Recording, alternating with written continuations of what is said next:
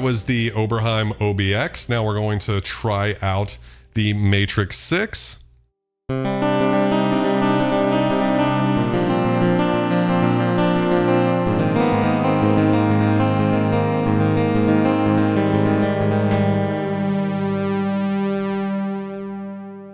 Back to the Oberheim OB-X.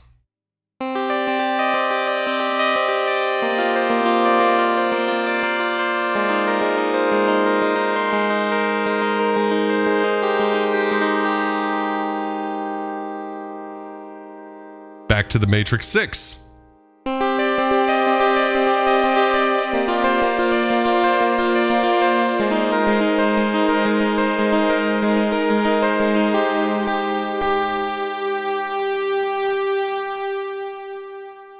Scum one, scum on, scum as you are. Welcome to the stream tonight. We're going to be checking out the brand new GForce Software Oberheim OB-X plugin that's on the top here. Brand new, awesome, only software plugin recreation of the Oberheim OB-X, officially endorsed by Tom Oberheim himself. And then we're checking that out against a real vintage analog Oberheim synth, the Matrix Synth 6, the last synthesizer made by Tom Oberheim before the company went under. And so it's a really fun comparison, and hopefully this stream will answer the question that if you're a producer or a musician and you want to add that vintage Oberheim sound, can a plugin replace the authentic analog hardware? And we got to get a couple of things out of the way. First off, I want to have a cheers to Aquatic Borealis for setting this whole thing up and making it possible. Thank you very much, my friend. And for Jeff K777 for having this idea for this stream. So can I get some scum cheers in the chat? And thank you guys all so much for hanging out with me tonight. This is going to be a fun one. So cheers. Okay, on to number 2. Before a bunch of y'all motherfuckers start getting persnickety in the comments, saying things like, that's not an Oberheim OB-X. I know. I bought this. I know it's not an Oberheim OB-X. And I don't want to hear a single fucking comment being like, it's not fair to compare the two of them because the OB-X had different filters than the Matrix 6. I know. I decided to do this stream in spite of the fact that I don't have an Oberheim OB-X. Because what I'm interested in is, can you make an audible difference, or can there be detected an audible difference in terms of the quality when we're talking about plugins versus vintage analog hardware? Now, the fact that they're not the exact same synthesizer is not the goal of the stream. This represents two ways, and I would say two very value ways to get that Oberheim sound into your music. So the Oberheim OB-X is $59, which I think is an insanely good price. That's the intro sale that's going on right now. Link is in the description. And an Oberheim Matrix 6 represents usually what you could consider to be the cheapest authentic vintage Oberheim that's out there. Now, after the business went under and it was acquired by Gibson, they actually made a rack mount version of this called the Matrix 1000.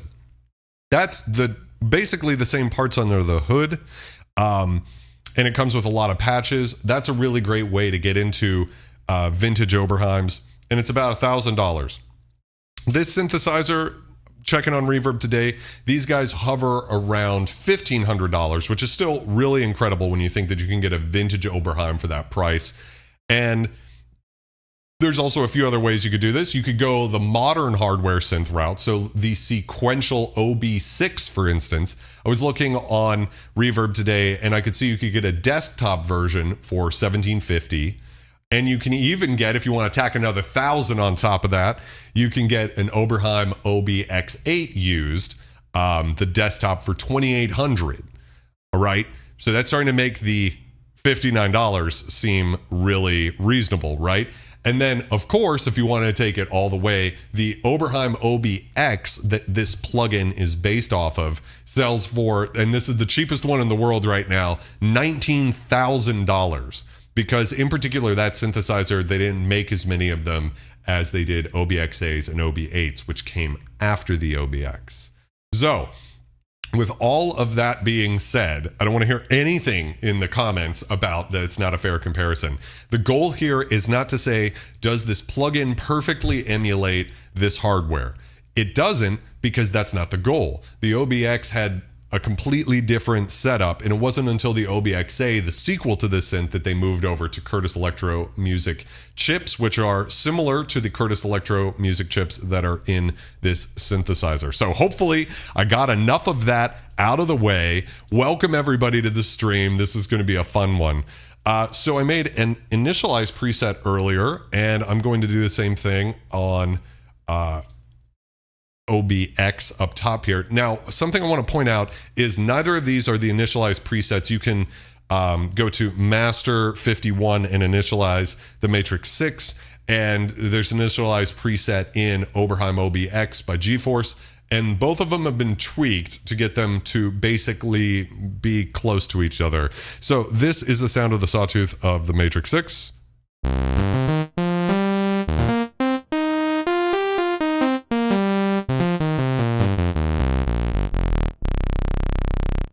It sounds very clean and beautiful.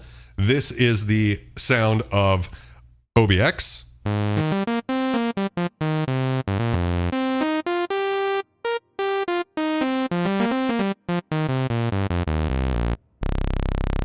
Okay, so let's just focus real quick on the lowest octave. Matrix 6. OB-X.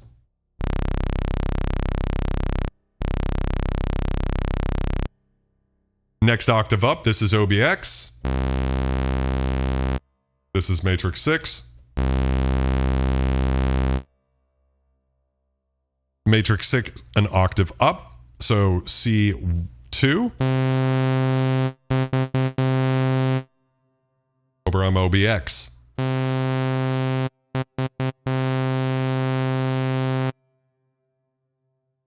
Going up the octave.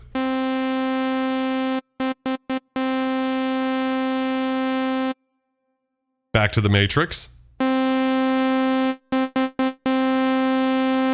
Welcome to the stream, Insole. Going up the octave. OB-X.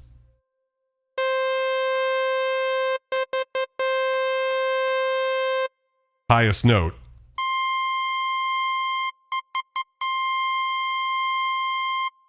Matrix 6.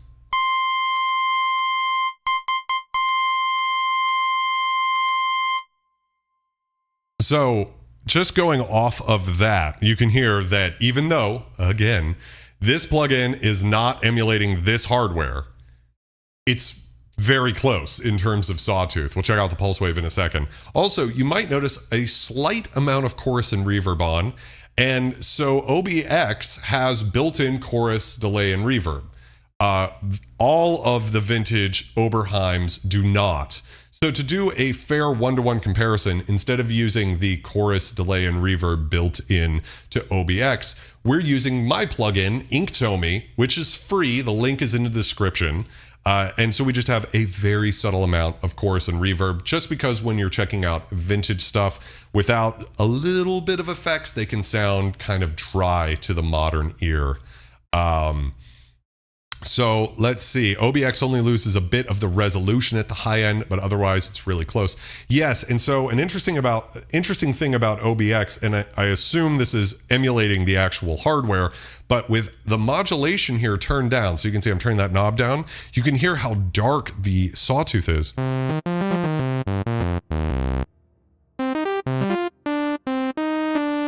So some of that loss of high end actually might be that the filter's not opening up all the way, even with the sustain all the way up, whereas the Matrix 6 does not have that issue.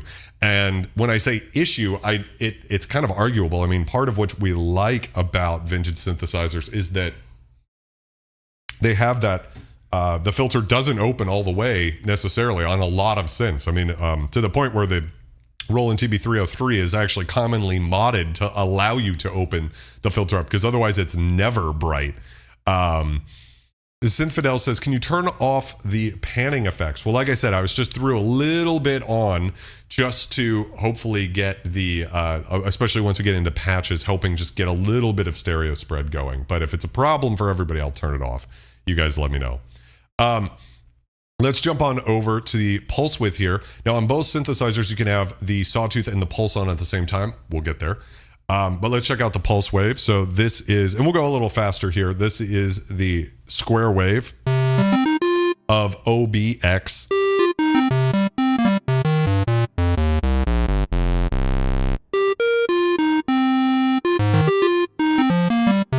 Nice, real squishy type sound, if that's a word that's appropriate to use right now. Over on the Matrix, we just need to adjust this from wave to pulse here. I don't know if you guys can see this. It looks like you can see that it says pulse there. And this is the pulse wave.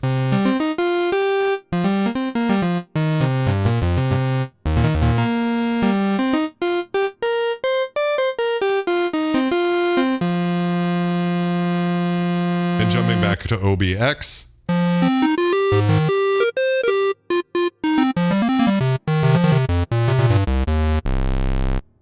And jumping to the Matrix.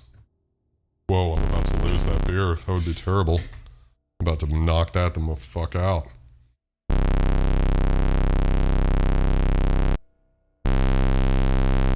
So I'd say that on the Matrix, there's quite a difference in the sound. We can also check the wave shape of this pulse and see if there's anything that's different. So DCO shape doesn't do anything on the pulse wave, but we do have pulse width.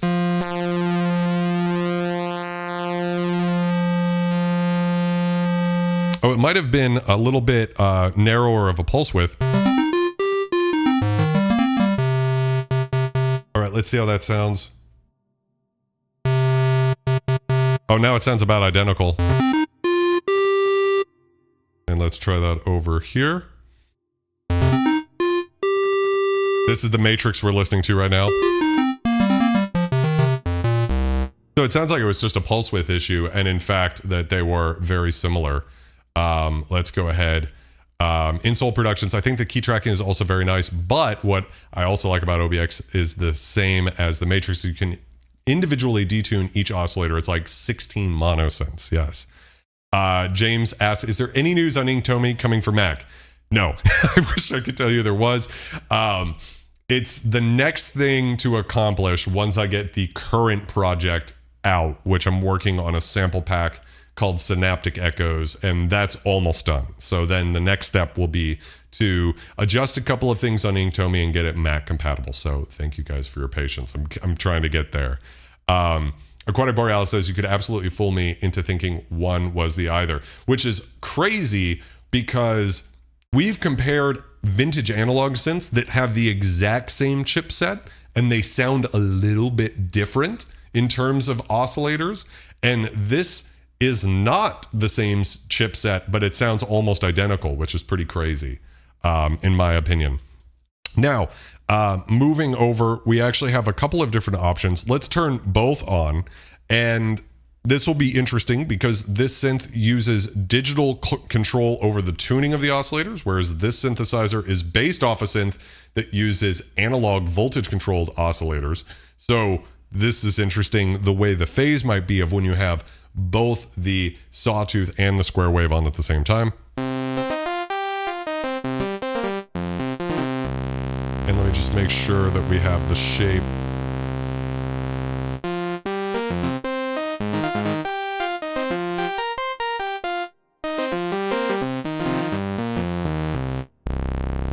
And let's go ahead and check out the sound on OB-X when we put them both on.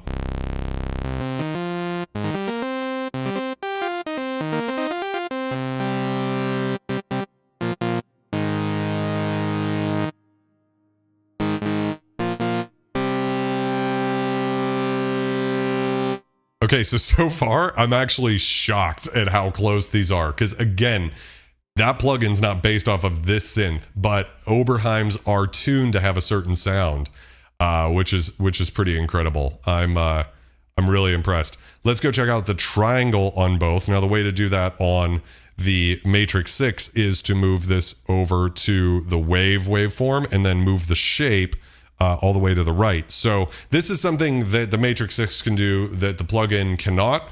It's a very small thing, which is you can smoothly blend between sawtooth to triangle.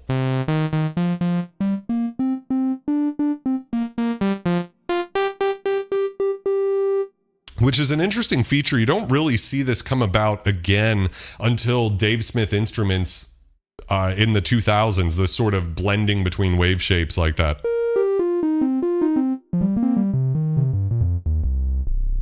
And let's go ahead and just check that out on OB-X real quick.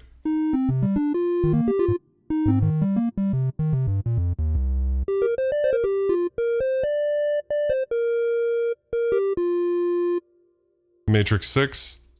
I would say that the only real difference is the triangle from the Matrix 6 is a little darker. It feels a bit more filtered out, which is interesting. Insoul Production says, I find that the bass seems to come through on the software synth more. Crazy, but you're right, they are made in similar ways. But I'm a Matrix fan anyway, mate. Yeah. Good news, we don't have to spend $19,000. Yeah, they do sound really close. I noticed that too when I was just setting the stream up. I didn't do this deep of a comparison because I like to do it live so you guys can see exactly what I honestly have written all over my face. But one thing I noticed, like comparing when I was setting up that string patch, was that, yeah, OB-X actually does seem to have a little bit more bass to it, which is interesting. An interesting thing. I wouldn't say that the Matrix 6 is light on bass at all, but that's a thing. Rick White, welcome to the stream. So this is a comparison of DCO to a VST VCO. Correct. Obviously the VST is entirely digital, but it's a recreation of an analog VCO. So it's an interesting thing. He also follow John Skippy Lemcool. He is a little like you, mate. Well, that's an honor because he's one of my heroes. I was watching his YouTube videos when I was a teenager, and I was so inspired by him and what he was able to do with synthesizers like Alchemy and Omnisphere. Nick mentions that there's sort of a lack of vintage mojo, and I kind of pointed this out in my video. That an interesting thing, I sort of said it's like a positive, but it's almost it's not positive or negative. We have this vintage knob here, and as you crank that up, shit gets really wonky on the OB-X, but not really. I don't know if they just have the world's tightest tuned OB-X, but it's, even with the vintage knob up all the way, it's not a huge difference. So yeah, it's an interesting thing. I'm going to leave vintage knob off for this comparison just because we are comparing a DCO to VCOs, but we can maybe cover that once we've really compared everything. But yeah, so just talking about the oscillators, it's kind of crazy what's possible. So let's go back to pulse width real quick. And let's add, let's see, bring the shape. And where are we off? Oh, on the wrong synth, that's OB-X. Let's go back over here.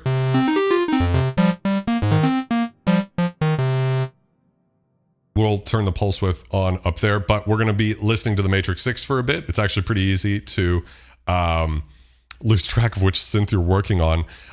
So let's add a little bit of pulse width to this synth. So the way to do that is by selecting down here the third option, LFO pulse width 2. We're listening to DCO 2. So I'm going to add some. I think I'm going to add some. Oh, wait. LFO to pulse width, right? There we go.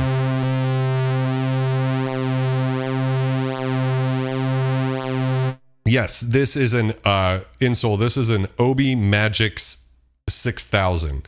I don't know if they don't make them anymore, but you can usually find them on eBay for like $400 or so, but not always. There's not that many of them. So a little bit of pulse width.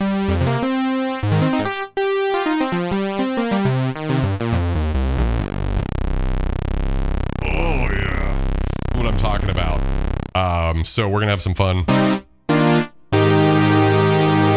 Pulse width on an Oberheim is where the lushness comes in. And we have control over LFO2 speed. It's kind of, you can control a lot of the routing in the Matrix 6, but it's defaulted to LFO2. So if we're gonna take that a little less extreme, well, I kind of liked it.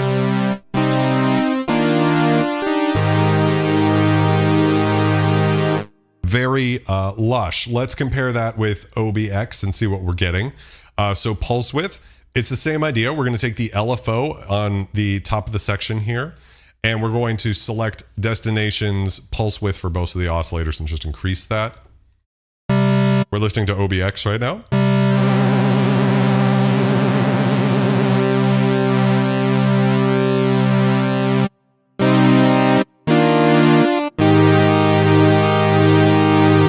Jumping back to the Matrix 6.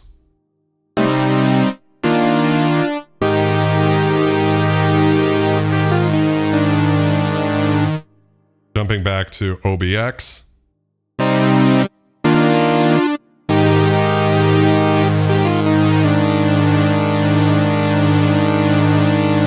What do you guys think? I am going to make the same patch for sure.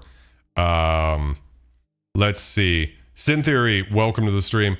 The Matrix 6 has polyphonic LFOs, which is quite unique in the analog synth world, especially vintage. I don't think the OB-X has that.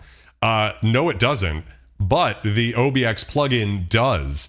So that's an interesting thing. So if you use the LFO here that's on screen, you will just get kind of typical LFO, monophonic LFO, if you want to call that. But it has a separate section, which I don't have on screen right now, which actually has another LFO you can use, and that is polyphonic. So you can get that sort of a thing. Let's see. I feel like the Matrix is a bit not washed out. It's a comparison. Why don't we add a little bit of release to both of these guys? So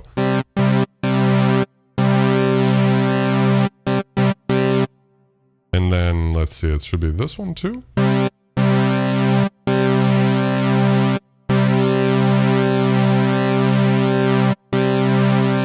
Listening to the wrong plugin, I'm like, wrong plugin, wrong synth.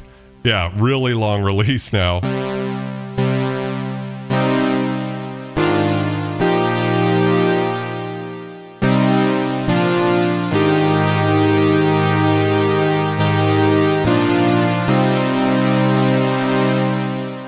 Jumping over to OB-X here, we're gonna just add some release in. I'll put it to 50% so you can hear what that sounds like. So it's 50% on both. And I do that just to highlight that you're going to need a little bit more release on this one to match the sounds. The Matrix 6 can go further for what that's worth.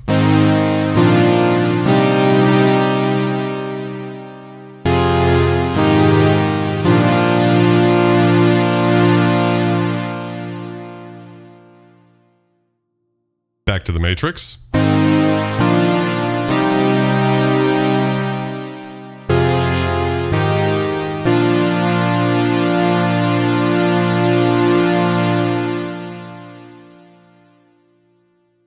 Can both the filters do pole mixing? I don't think either of them can do pole mixing, actually. I believe they both have fixed pole architecture. It wasn't until the OB-XA, I believe, that you were able to have a 12 and a 24 decibel per octave. Oh, that's interesting. Yeah, you guys can see the difference easier than I can. Insol says they think that the Matrix is a bit cleaner. For me, they're very close. I'm having trouble hearing a difference for sure. Why don't we dial the release back on both of these guys? We've sort of done the test just to see if they sound pretty. I would say the pulse width modulation, very close. Again, for being not emulations of the same synth, I am shocked at how close these are. Nick asks, is the ramp on the M6 doing something, or am I hearing ghosts? I don't believe the ramp is doing anything. It's probably, I might be pushing the pulse width a little bit further on the Matrix 6. I was thinking that actually, that on the Matrix 6, You can hear that pulse width get really narrow on OB-X. By turning up the depth a bit, I think we're getting that a little closer. Although there's a little bit more, I don't know if you guys noticed this, but it might be the polyphonic LFO. We're getting a little bit more difference in the pulse width here. It's not doing quite a sinusoidal thing where it's always touching, going pretty close to zero. It's kind of got a couple of different things going on. That would be my guess anyways, Nick. Because I think it is the polyphonic LFO. So we could use that, but I decided to we're focusing on the plugin, kind of using it in OB-X mode. Again, you can expand it to add the XLFO, XADSR, the chorus, reverb, and delay, but I didn't want to use any of that because, and I love, one of my favorite features actually, is that you can put it into OB-X mode, like more of a vintage mode where it doesn't have those new niceties if you just want to use it like the old hardware. That's so cool that you can actually change the layout and throw that out so that you don't get tempted by the dark side of modern VST productions. So anyways, let's talk about the filter, everybody's favorite thing, right? Let's go back to the sawtooth wave on both of the synthesizers. So we're just going to move this over to wave and make sure that the shape is all the way to the left. We're listening to the Matrix 6.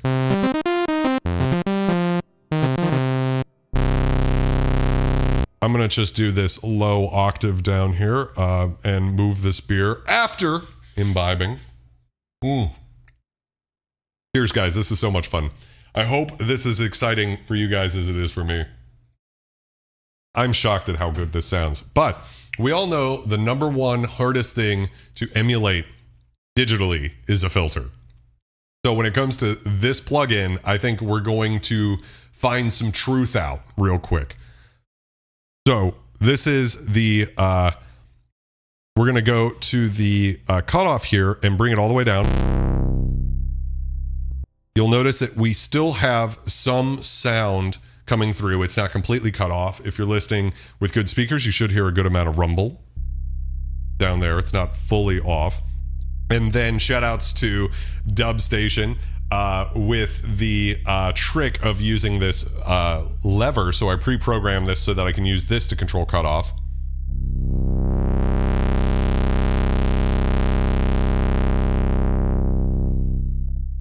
Really smooth, buttery cutoff there. Euro DJ, welcome. I don't think the OB-X had SSMs. It might. Someone please let me know. I know it has much more discrete wiring. Jumping over to Oberheim OB-X, we're going to turn the cutoff down, and this we can do pretty smoothly just with the mouse. Oh, and we need to turn modulation down. Okay, so you'll notice immediately that this can cut off more. So if we listen to just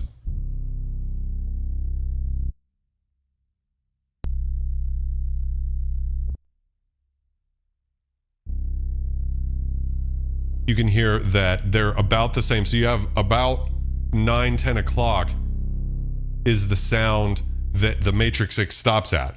Now that's not a positive or negative, it just is what it is. I'm sure it's like that on the actual hardware as well.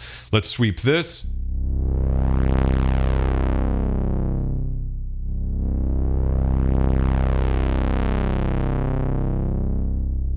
Really gritty sort of character to the filter.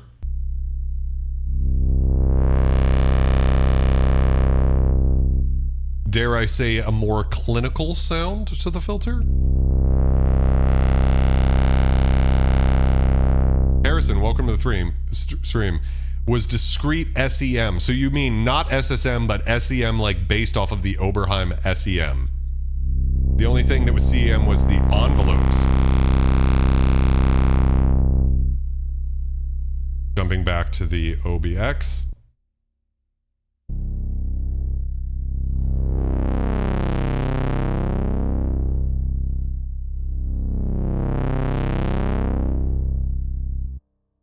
They both sound very good. Let's increase the resonance to, let's add about a third resonance or so. I almost noticed no difference. Why don't we take it up to 50%? Ah, we can hear something here. So we'll start to hear. Yes, thank you for the info, Harrison.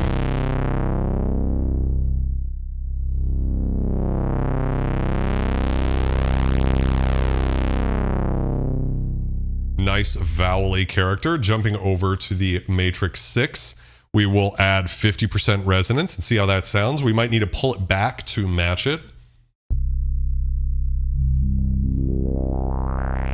Yeah, you can hear the resonance gets more extreme, much closer with the Matrix 6. I'm going to dial that back a bit.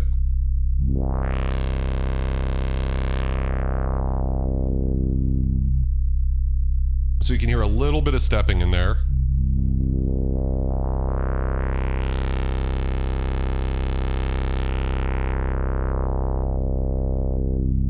And it definitely has that CEM filter thing.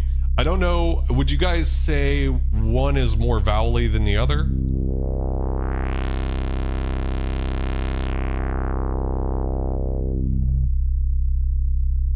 Yes, there's some stepping in it. That's just the nature of synths from the 80s. Back to OB-X. I actually think we need to increase the resonance further. So we're using about 2/3 resonance to 1/3 on the hardware. Interesting. Not good or bad.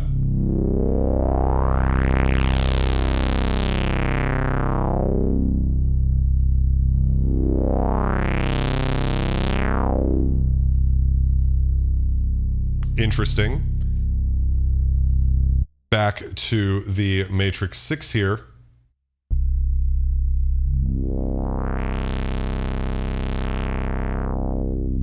There's an interesting thing. I've always thought that this filter sounds like a little chirpy at the high end.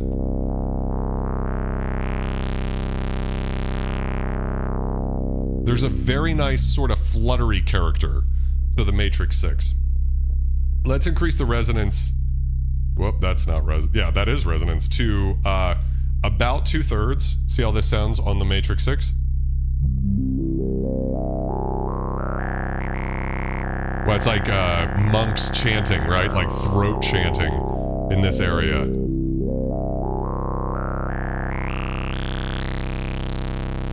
I feel like we're losing some bottom end. You guys with subwoofers can tell me.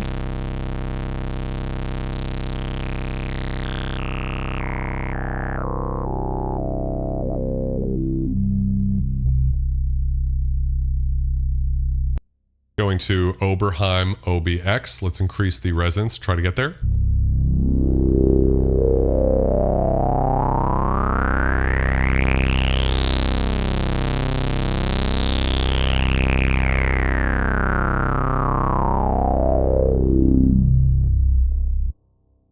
So here's where I'm really starting to feel a difference between the two filters. The resonant peak to my ears, you guys tell me what you think. You guys have better ears than I have most of the time. But to me, the resonant peak is a little bit more, there's a little bit more, I almost want to say like animation to it with the Curtis chips versus the chips in OB-X. I say chips in OB-X, the chips they're emulating.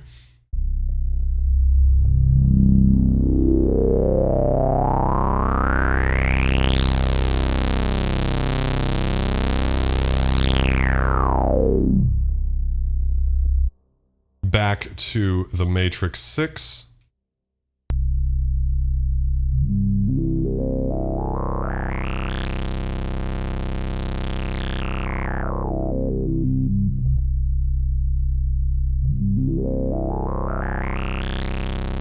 Bubbly is a good word for it. Yes, Dub's filter routing knowledge for the win. Thank God. Praise the Lord for Dub Station 0. Hallelujah, I'm saying. So let's crank the resonance up further. We're going to take it almost all the way up. You really hear the stepping now, right?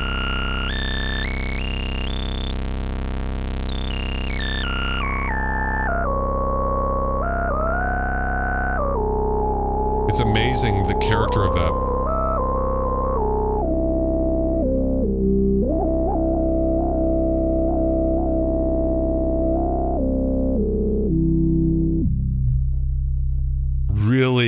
interesting character. We're going to have to really crank the resonance over on OB-X to try to get there. Wow, the low end.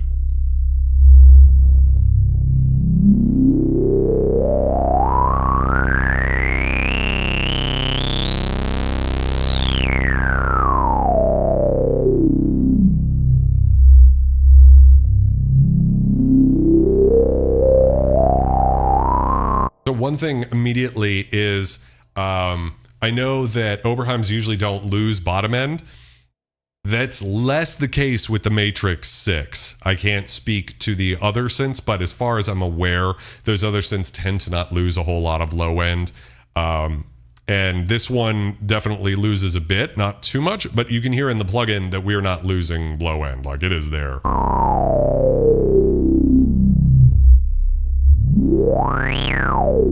All right, since we're using this, I want to use some attack and decay here and some filter modulation to make this happen. So I'm just going to guesstimate something like that. Over on the Matrix 6, I'm going to use some attack and decay as well and bring the sustain all the way down. And just so we can see what a difference that is. So we're still on Oberheim OB-X. Let's see what we hear. Turn the sustain all the way down, sorry. Increase the attack and decay so we get a nice sweep.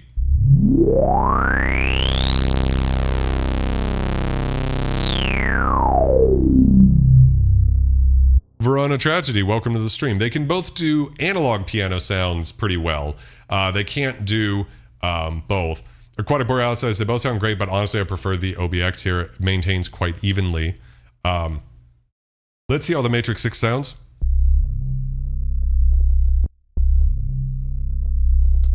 Do I need to route a little bit of the filter? Here we go. Let's increase the amount to the VCF and turn filter FM off. We don't need that right now. Okay, let's increase attack and decay. Wow. What a difference in character now, you can really hear.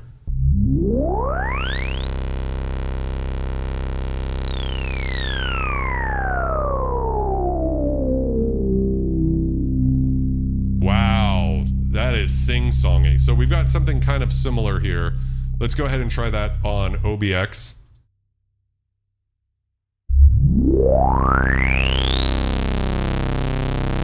This is max resonance.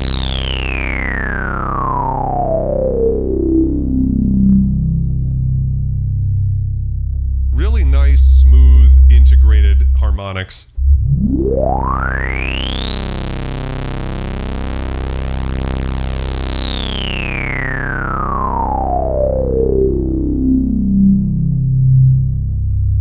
Very precise resonance back to Matrix 6.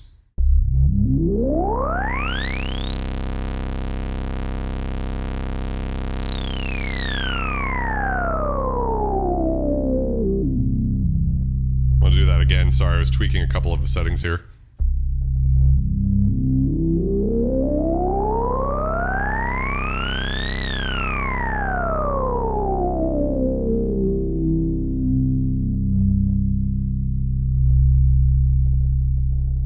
They're both great. I mean, I'd be happy with either. Bring the resonance back a bit just because it can go further. And it's interesting too, the shape is a little bit more exponential, it seems, than on OB-X.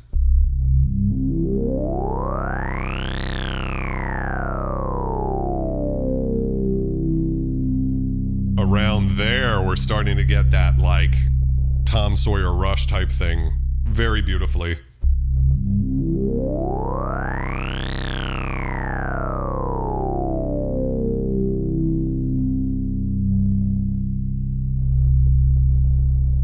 And like Nick said, a lot of the times I'm going to prefer a filter that does lose a little bit of bass just on poly sounds back to OB-X.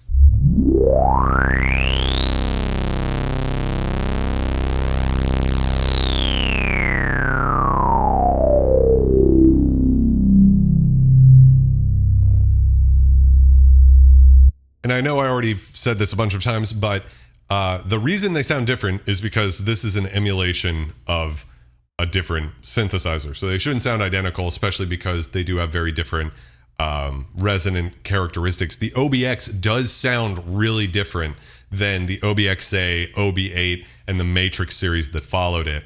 The Matrix series sounds like one step further away from the OB-XA, OB-8, and then to me, the OB-X sounds quite different. The filter characteristic is a lot sharper on the hardware OB-X that just from the demos I've listened to from all of the YouTube channels that have covered it. But it just has a different sound. Aquatic Borealis says, Matrix 6 sounds great maxed out, but I think the OB-X, better than the OB-X, I think. Synth Theory says, OB-X harmonics sound more integrated. Matrix 6 harmonics sit on top, I find. Yeah, they really do. There's this interesting little chirpy thing that's going on with that. Matrix 6 prices just went through the roof. I sure hope not. So again, we are listening to Oberheim OB-X.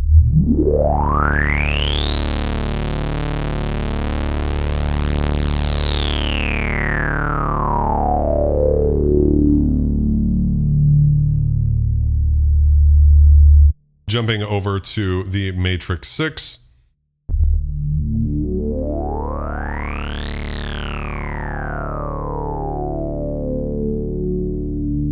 At around this resonance point.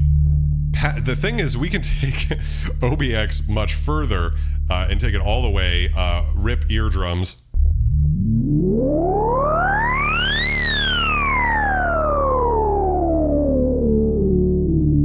To me, that sound is not very wonderful, but with slightly less resonance,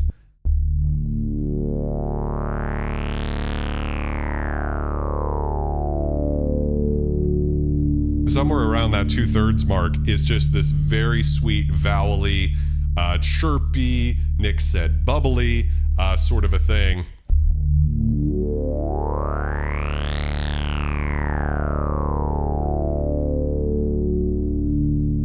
Jumping back to OB-X.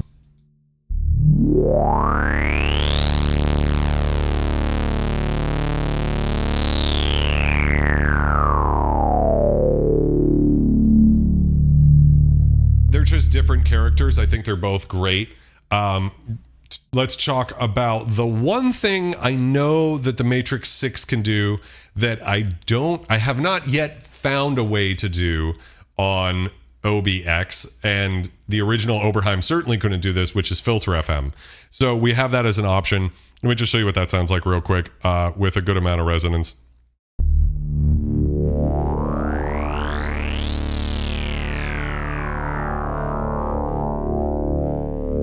Filter FM is really cool. Let's turn it all the way up so you guys can just hear what that's like.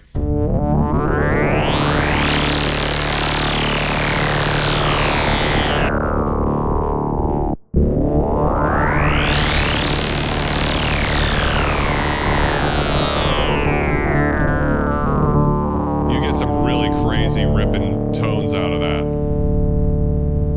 Just something completely different than what you might be expecting. And as far as I'm aware, Oberheim OB-X does not have any way to do that because it's not something you need to use an oscillator as a source and basically route the VCO to the filter, not to the signal, but to the frequency or the cutoff of the filter. And that's how you get that sound. And I just don't think that's possible with Oberheim OB-X, and it certainly wasn't possible with a vintage Oberheim OB-X. So that's a thing. Let's go ahead and while we're here talking about resonance, let's change the key mode. So over on the right, we've got voice settings. We're listening to Oberheim OB-X, and we'll take it out of poly mode and put it into unison. And so what this is doing, and let's bring the voices down to 8. As that's what we would have heard on an Oberheim OB-X would be 8 voices. And this is sort of the recipe for your Tom Sawyer Rush type thing. Now in this case, we're going to have some attack. So why don't we just pull the attack all the way out and we'll just listen to the decay. This is your sort of Tom Sawyer Rush thing. Lots of resonance, unison.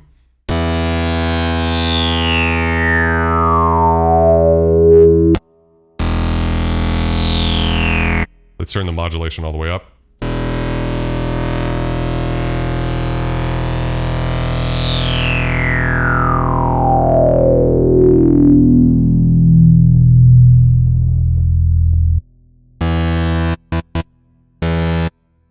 does that seem so high? There we go.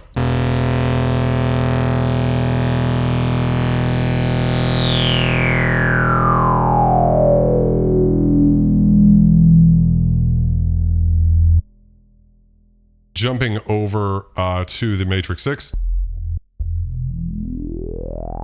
We're going to do a similar thing. We'll turn the attack all the way down, and then we're going to go to key mode and just change this over to unison.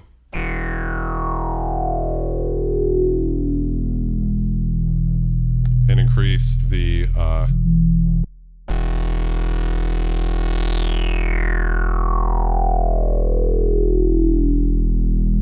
we're sort of hearing the unison on the Matrix 6 with a pretty good amount of resonance.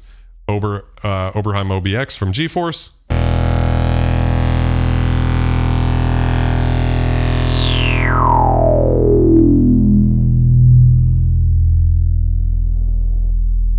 Sounds pretty good. It's interesting. It sounds like if I just turn the resonance off for a second. Changing, just let me double check that with the Matrix 6, and I'm going to just turn resonance all the way down.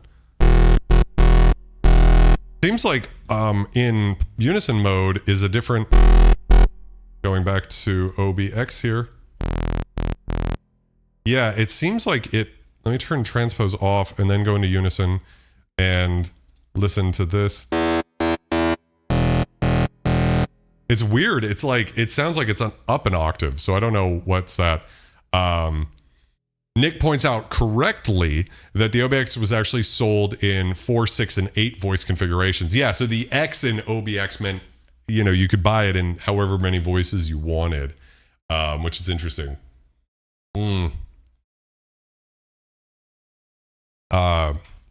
Zinfidel says he sold his OB-8. That's tough. I would definitely be interested in an OB. So I don't know what that is. It sounds like it's higher up in unison mode than not. So anyways, let's crank the resonance again.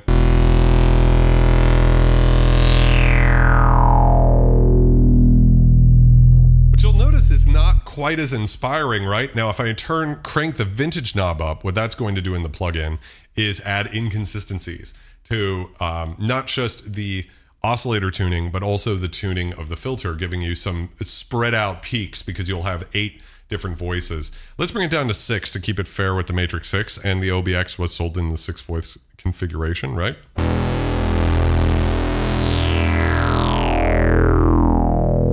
So that's going to be a lot closer to the sound of a real OB-X. And honestly, like without the vintage knob on, it really doesn't sound like the intro to Tom Sawyer by Rush. You sort of need the vintage knob there, maybe not all the way, because I noticed one of the peaks was really late, but...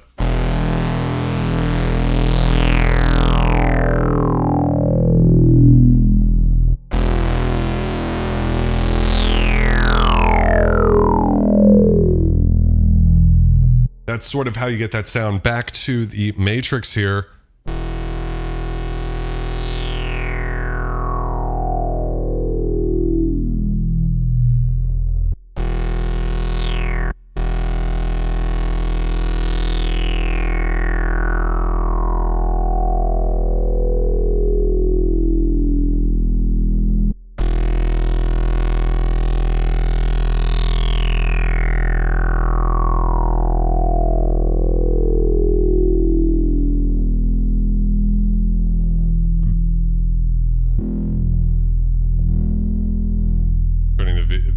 Filter amount down. So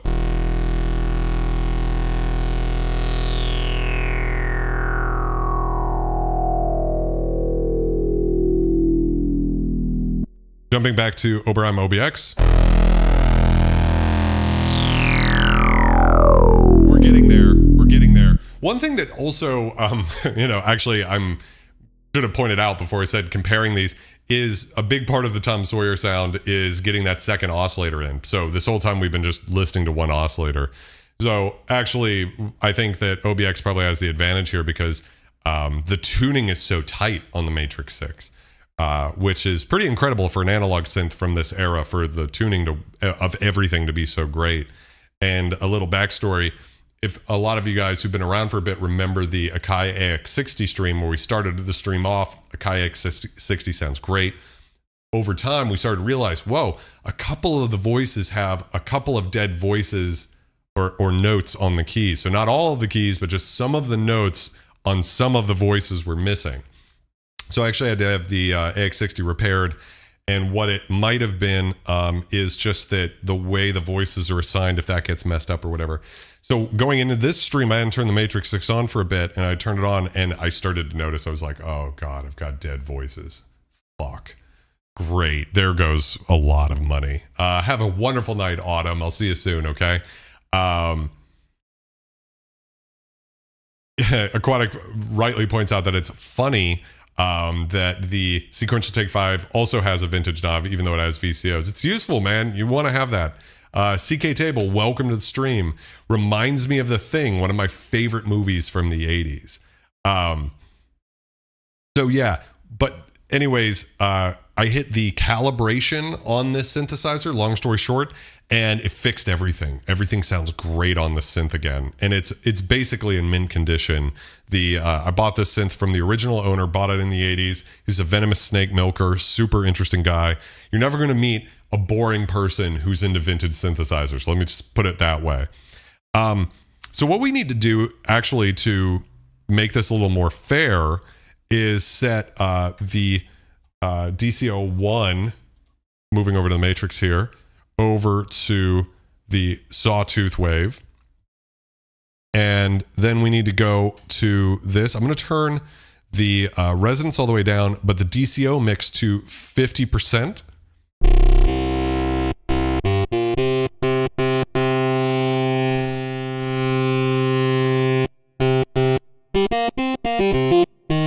That sounds very strange, doesn't it?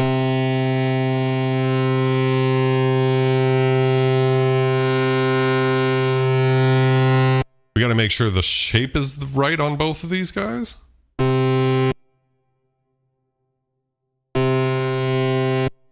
Pulse width on both of these guys. Let me see. VCF key.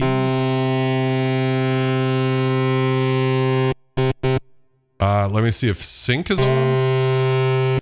Sync is off. Let's try some detune. You can get sync, obviously the tuning.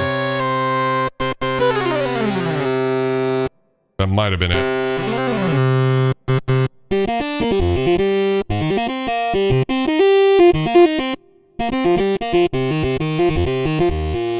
I don't know, that sounds weird to me still. Let's add some detune.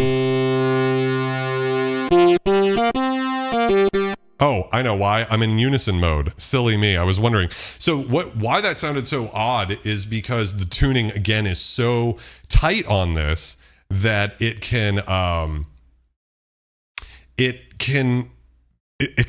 a weird sound when you stack 6 perfectly tuned waves on top of each other.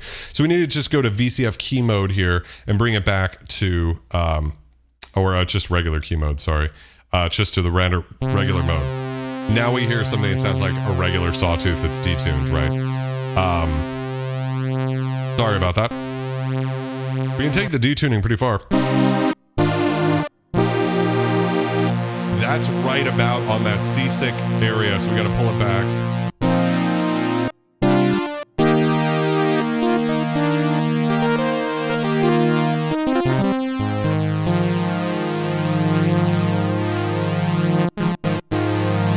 I noticed that there's not an excessive amount of brightness in there.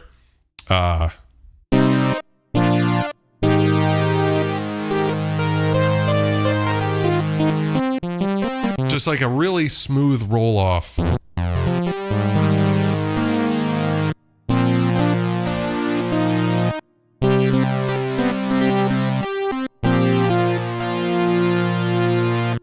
Really nice.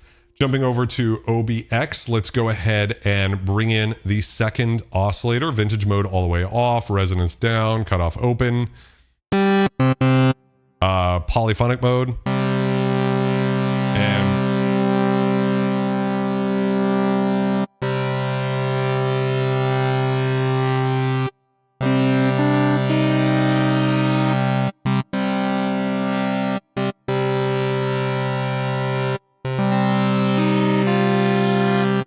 jumping back to the Matrix 6.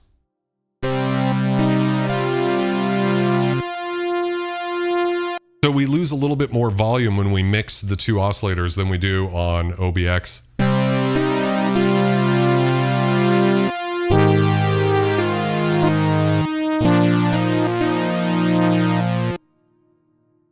OB-X.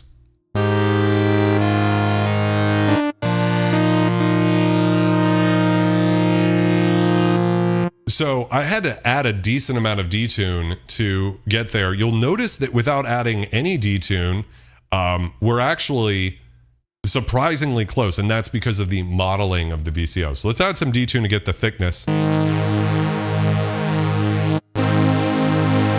And here's the one thing I will say about the DCO versus VCO debate. The great DCO versus VCO debate. Cheers to all my motherfuckers out there, by the way.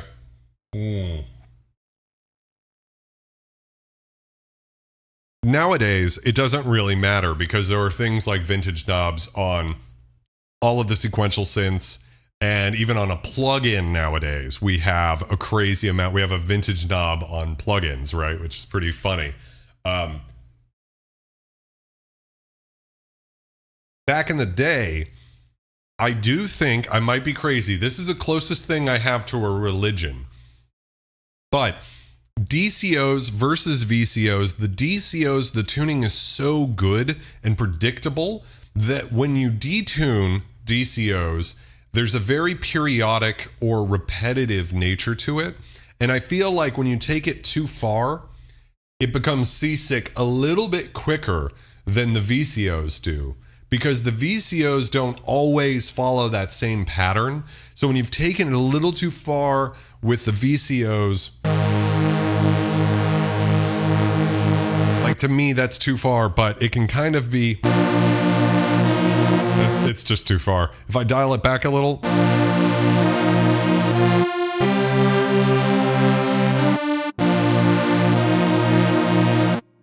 let's compare with the Matrix 6. Let's add a little bit more detune in. Where's detune at? Here we go. You can see how this is pretty easy to program.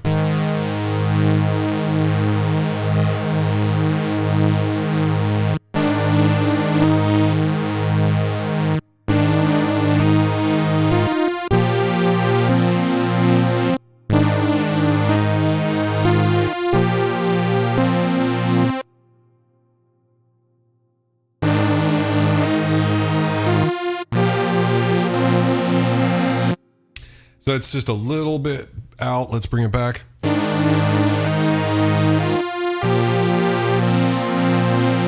Listening to the Matrix 6 again.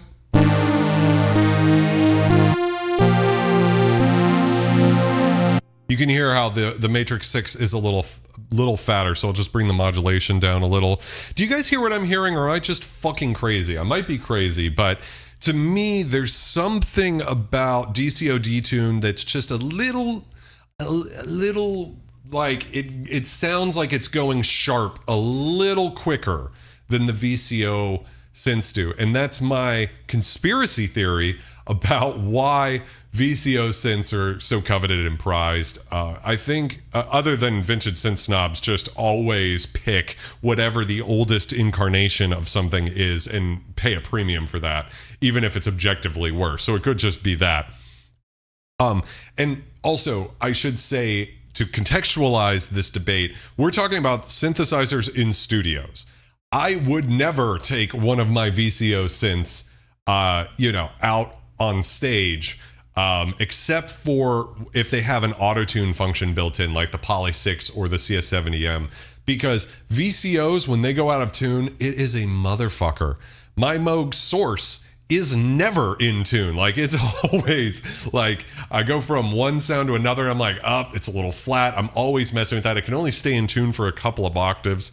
So from the perspective of like a touring musician of the 80s, DCOs are so fabulous. It's like, oh my God, that is exactly what I would want in the 80s if I had to take a synth on stage, because VCOs, if the synth heats up, if If it gets cold, if it's too humid, if you knock the synth, those VCOs go out and you're going to sound like absolute garbage. Whereas, DCO, much more predictable. So it's without a doubt, the DCO is an advantage in that situation. Now, us cork sniffing vintage synth snobs nowadays, can I get some scum snobs in the chat? We like to talk about the differences between VCOs and DCOs, and I do think there's something there, and that's what I'm trying to describe is, just listening to this is the Matrix 6.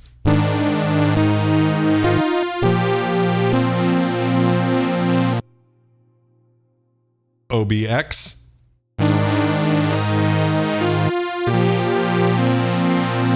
I don't know, man. That's fucking close. I might just be full of shit. But that is a thing. Gingy asks, have you played a JX8P much? No, I have not, and I would love to, but I do have the JX3P behind me, and that's an amazing synth. I will also say that there's been some discussion about all of the different clock sources the Matrix 6 has, so that the voices are all being drawn off of different clocks and stuff like that. That might have something to do with it. Yeah, it's interesting. Aquatic asks, what do you think of the new Oxford FPGA oscillators on the Novation Peak Summit, also used in Udo's Super 6 and Gemini and Waldorf Kira, Kira, however you say that one. I think it was the first synth to actually use FPGA oscillators.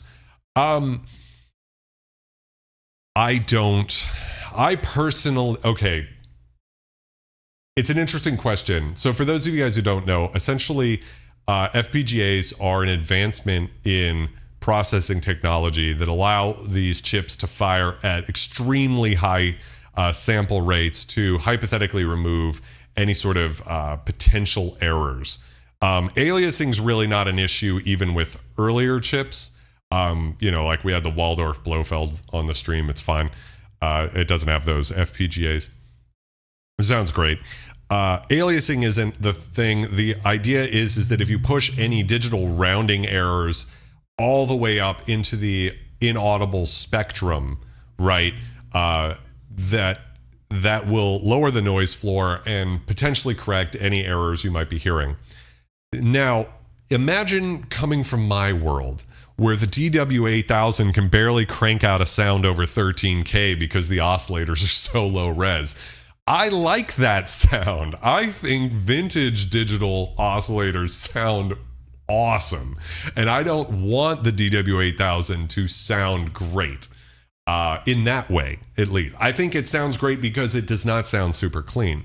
Now, from the perspective of if you want to do some super saw sound with a heavy amount of hard sync and all of that, syncing the oscillators and that, could there be some advantage there theoretically? Perhaps. In my opinion, I think it's mostly marketing. I have yet to feel that there is an advantage there. So that's a thing. I don't know what I would say about that. Hopefully that answers that. Nick rightly points out once again that Richard Wright from Pink Floyd used the DCO-based Super JX10 for quite a lot of, actually, when I was doing some research on this, he used that synth a lot, the JX10, which is a synth you wouldn't normally associate with Pink Floyd. Yeah, so it's great. Aquatic says, I have a Summit and a Take 5. I prefer the sound of the Take 5, but you can do things on the Summit you can't do on the Take 5. Without a doubt. I mean, so I'm not saying the Summit or the Peak are not incredible synths. I think they're underrated synths. I'm just saying I think they're incredible not because they have FPGA oscillators. I think they're just incredible. And I think digital technology was already good enough before FPGA came along. And I think a lot of people don't want to acknowledge that. There's this sort of cult around analog audio and that somehow digital is worse. And that's just not my opinion. I think that, I think two things happen.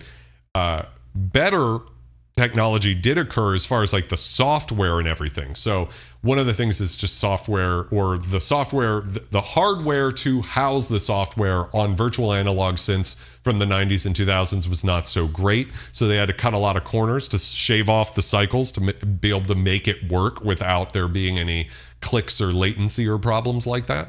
And so a lot of those digital synths from that era, the virtual analog synths, just didn't sound that great. I myself do not love the sound of the JP8000, and I know a lot of people love that synth. It's just my opinion. You know, there's synths that I love, like the Kwai K3, they're objectively bad. But I think the difference is more like the overall cost of hardware's come down, so they can really program good digital oscillators, like you can have in your computer, because you have virtually unlimited space, you know, nowadays. And yeah, so I think that's what changed, not FPGA. But those things happen at similar times, and I think people just assumed it was FPGA is the reason these synths were sounding so much better. That's my theory. I'm not a software engineer. There's people who understand the stuff better than I. So that's just take it with a grain of salt, but that's my opinion. Sorry to get off on that rant. Let's see. Yeah, I love the DW8000 Gingy. So anyways, back to these synthesizers. I don't know. They sound great.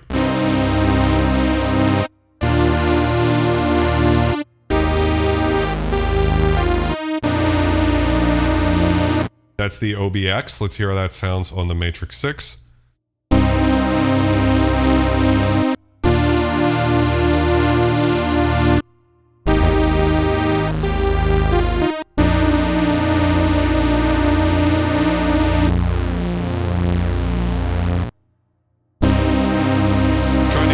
Tune right. A little bit more on the Matrix 6. Let's see if that does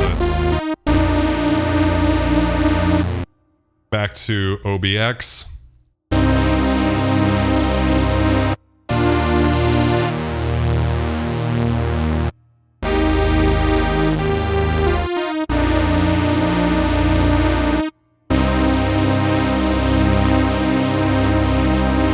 I don't know. Okay, so I mean, I'm sorry if this is super boring just listening to detune. This is the type of thing that fascinates me. It just occurred to me that maybe this isn't that much of an interesting thing to everybody. But the difference between the emulated detune of the GForce OB-X versus the actual digitally controlled analog oscillators detune, and the sort of differences in tone you get. You know, hearing the two of them, I'm starting to think I might be a little crazy, and that that maybe my conspiracy theory about detuning, you know, DCOs is a little overblown. I could be. I don't know. There's just certain times in, like, I know when we were doing the CS70M stream, Nick mentioned it too. Like the detune on the CS70M just sounds really good. I think the detune on certain synths, I notice it go, like, it gets sharp before it gets lush, is the way I would describe it. Like, I want to get a little more lushness, and then, oh no, we've gone sharp sounding where it sounds out of tune. I could just be fucking crazy. I don't know. Johnny, welcome to the stream. They really didn't. So let's go in a different direction. Let's bring, so we're on OB-X. Let's bring the cutoff all the way down and modulation all the way up. And we're going to bring attack and decay both to 50%, sustain all the way down. We have some release, and we're going to add some release into the loudness envelope as well. And so what we're going to do is try to create that classic Oberheim brass sound.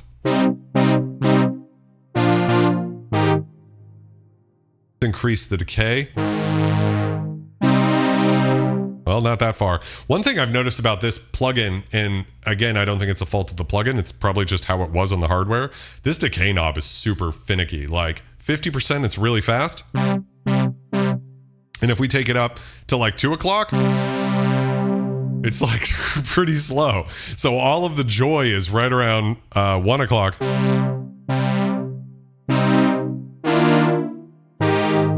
Okay, that sounds pretty good. Let's try to match that sound on the Matrix 6. So all we have to do is make sure we have some release on both of these, and then we're going to add attack and decay to about 50% and bring that in, and we'll see what we got. lot of release. So let's go back up here and bring the release down on both of these guys. Back to the cutoff, let's bring this down and the resonance all the way down. And then the amount of envelope 1 to the VCF all the way up into what we got. So you can just hear how much slower those envelopes are at first. So we've got to really tighten that up to get kind of closer.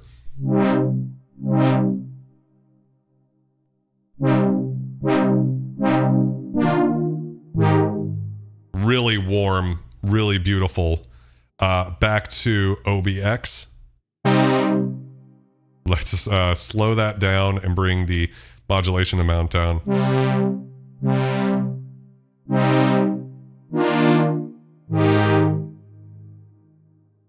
Matrix 6. So you can hear, actually, what's interesting is the difference in the amount the modulation can travel. So that's the modulation knob here and the envelope to VCF, the envelope 1 to VCF amount here is less on the Matrix 6. So we get this warmer sound. We could increase the cutoff a bit to try to counteract that.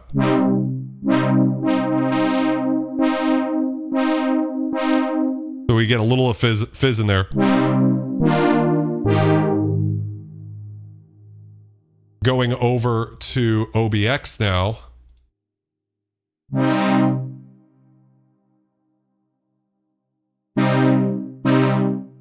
Blow that down. It's hard to match this, actually. Surprising. Bring the decay down. Yeah, it's pretty finicky. It's too short now. Let's bring modulation down and the cutoff up a bit.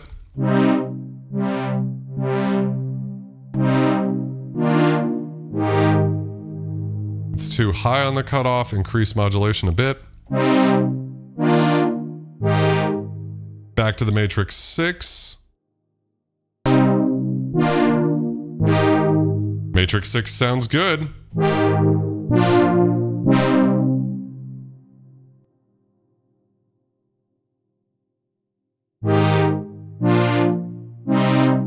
Lots of weight. We can increase the detune a bit. Lots of weight on the sound. Man, it is hard to match these envelope shapes. I feel like the Matrix 6 is more exponential.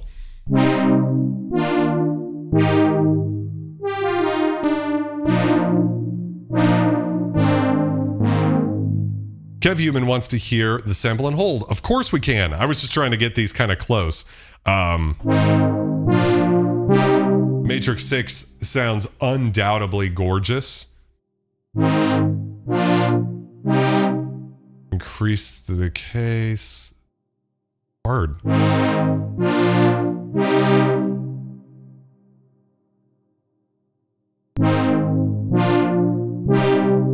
They both sound good. I wouldn't say one sounds better than the other, but I would say that in this particular case, I actually just straight up prefer the Matrix 6. It's the first comparison where I've been like, the Matrix 6 is just doing it for me as far as envelope shapes. However, I've said it a million times this stream, that's not a fault of OB-X necessarily, because the OB-X from 1979 had different filter envelopes, I guarantee you, than what was going on here. So you have to take that with a grain of salt. Anyways, let's change this amount. So what we're going to do is turn the modulation amount, or envelope 1 to VCF, all the way down on the Matrix 6. And we're going to have, what is it? LFO to the VCF. That's here somewhere. I know it's here. Cutoff resonance, LFO1 wave. So, I mean, the first thing we need to do is take LFO1. We've got a few different shapes. We've got triangle, upsaw, downsaw, square, random, and noise, and then sample. So we've actually got a very flexible LFO. Now, OB-X from GForce does as well. Again, you can expand this, and you can watch my full review on OB-X if you want to see a little bit more about it. But the X LFO can do sample and hold and a bunch of other stuff, more complicated shapes. For instance, like reverse saw and down saw. Those are not shapes available in just the vintage layout version of OB-X. But in the software, you could do the same thing. It's doable. It's right there. It's just I don't have it on screen right now, I guess is what I'm trying to say. So all we have to do over here is go to sample and hold.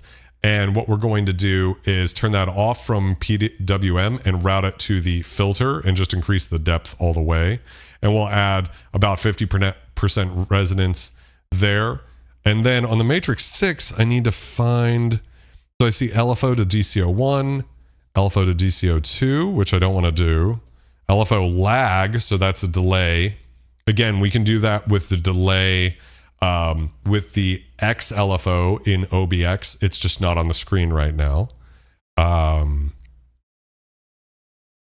We can route LFO1 to the amplifier, LFO2 to the amplifier, envelope modes, aftertouch to the filter, aftertouch to FM. Okay, so we might have to just do this old school. So we have everything you need to know is actually printed right here on the synthesizer, which I love. So what we can do is we're in patch edit, so I can just go to parameter. And what we're looking for is over here on the filter. Let's see. Filter VCA2 mod by envelope 2. Oh, I see. Oh, I think I see what's going on. Is it's not a default routing. So unlike on OB-X, where it's just sort of it's a default destination, we can only send to these 6 destinations, right? Oscillator 1, oscillator 2, the filter, pulse width 2, volume, right? On Matrix 6, we can route 20 sources to 32 destinations. So let me show you how to do that real quick, actually. So it's not as complicated as it sounds. So we're going to move over to matrix mode, and we can see all of our different routings here. So I'm just going to move to 4. We have 10 modulation matrix slots. By the way, we use the phrase modulation matrix all the time. It's because of the Matrix 6. This is the synth that popularized the idea, or I guess really the Matrix 12. But the idea behind the Oberheim Matrix synths is what inspired what we now call a modulation matrix. And that's why it's called that, is because that's basically how this works. So what we're going to do is go to name, and we're going to type in LFO1. So it's 04. So it's pulled LFO1 up. We're going to set the amount to, in this case, 63, which is the max amount that you can send. Half of 127, right, which would be full. So most parameters in the Matrix 6 have a resolution of 63 steps. The filter and a few things have more resolution for obvious reasons. And then we're going to go to the destination, and the destination is going to be the VCF frequency. So we'll go to 09. And that should have just done what we need to do. So we're listening to the Matrix. And now all we have to do is adjust the cutoff.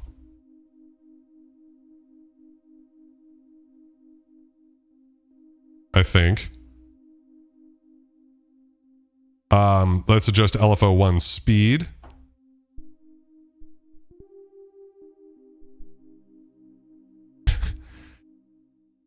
Oh, let's go to patch edit. There we go. And then adjust LFO1 speed.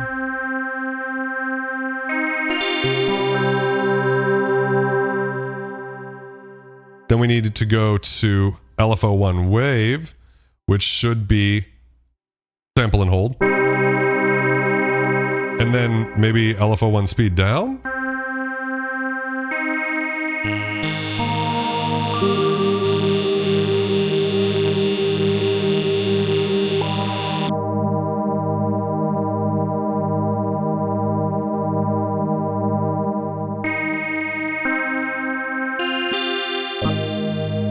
This is interesting.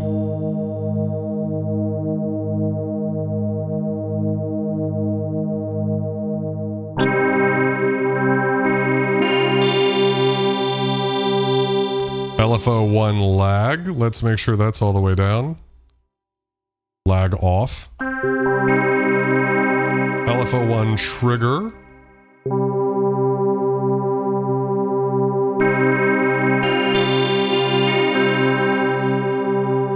This is interesting. I don't know what I'm doing wrong here.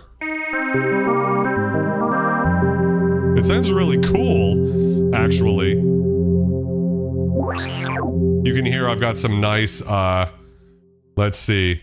You're probably right, actually, Nick. I've got aftertouch control on this synth, which is really great. Yeah, but this is interesting how I'm not able to... So let me see. Okay, so... That's... Yeah, it's kind of doing what I want. Let's bring the cutoff down. And then let's move the wave back to...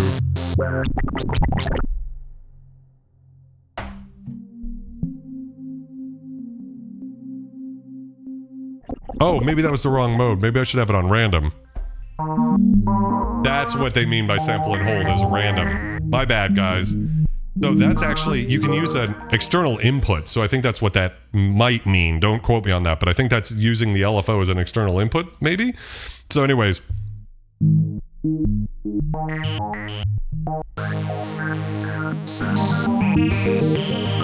Oh, listen how great that sounds.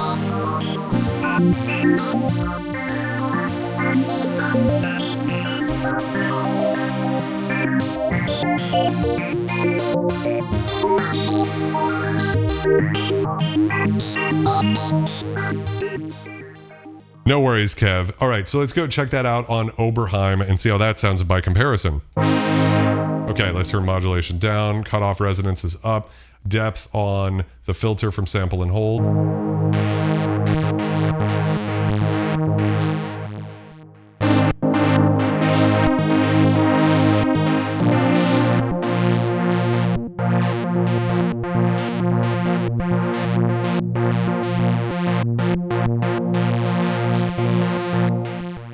So again, differences in the depth amounts. It seems like the depth actually goes further on the Matrix for the LFO here than we can get with the sample and hold. Let me try this again. I had easier luck with the square wave.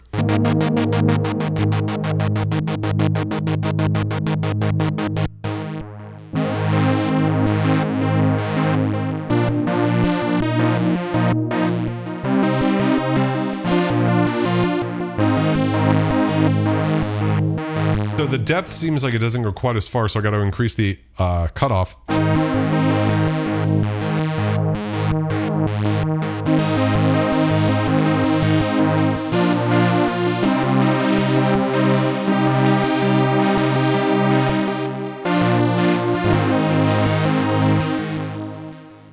Matrix 6.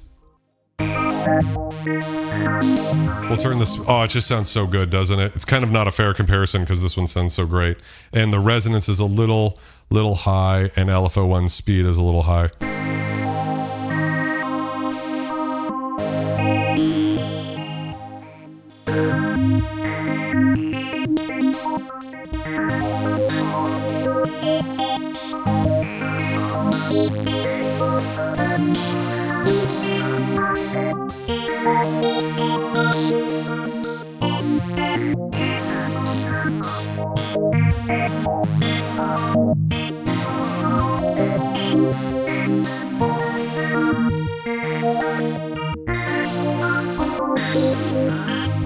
Just sounds so good. Let's hear it over on OB-X.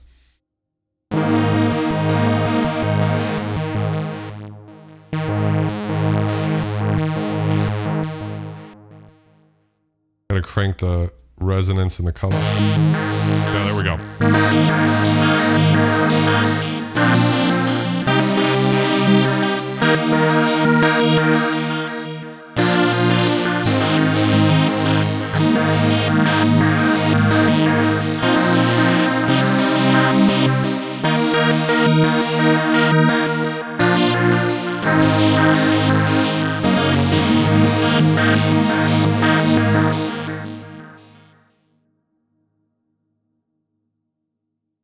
Nick says, I don't think it's a delay. I think it's just the random sampling hold hitting the filter on the release going quiet in parts. Okay.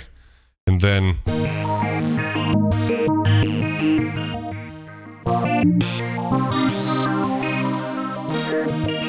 I've turned the cutoff a little higher on the, let's see.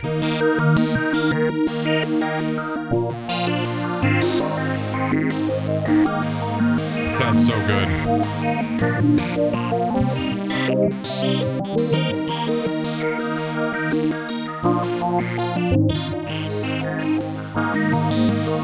I mean, again, you really can't, like, say one's better than the other, right? Because they're different.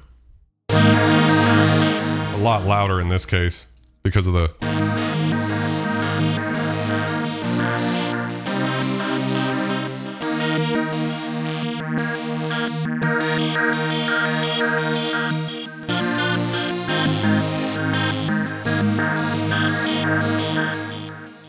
Sounds so good.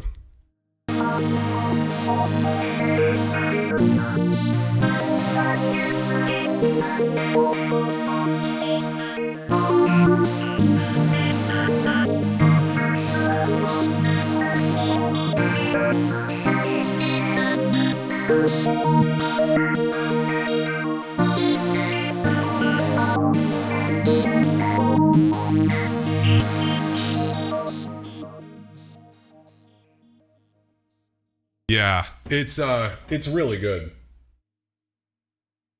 It's great on both. So that's a thing that is what it is. Real quick, just to show you the different waves. So we can move through, you know, typical triangle. And you'll notice again, it's polyphonic LFO. So if I play a little roll to the chord, right? They're all over the place. Whereas if I play them together,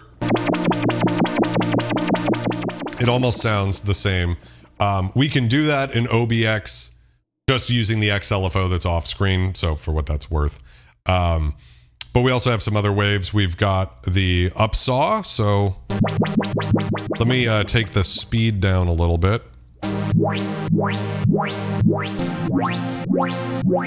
Right? We could go down.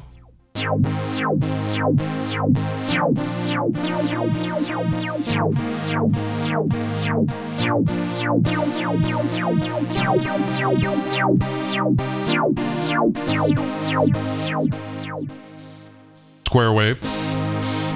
Got the same thing on OB-X, right? What else? We have the random. We've got noise, which is interesting. That's like a really fast sample and hold.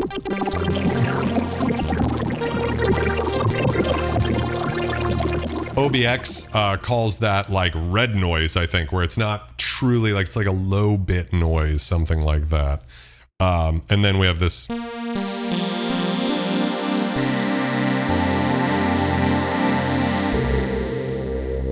And then I'm not exactly sure what the sample mode does. So anything else you guys would like me to compare about these synths too before we call it a night? While I'm waiting on that, I'm gonna get this other beer I've been storing off screen. So shout out to my friend Beth. She brought me this big black cock all the way from Mechanos. So cheers to you, Beth. Can I get some scum cheers in the chat for all the homies out there making every Wednesday night amazing. Such a treat hanging out with all you guys. I love you. Perfectly poured beer. Like a fucking god. Right there. It's what I'm talking about. Can't teach what I've got. And I love you guys so much. Thank you for being amazing. Cheers to all of you glorious human beings out there.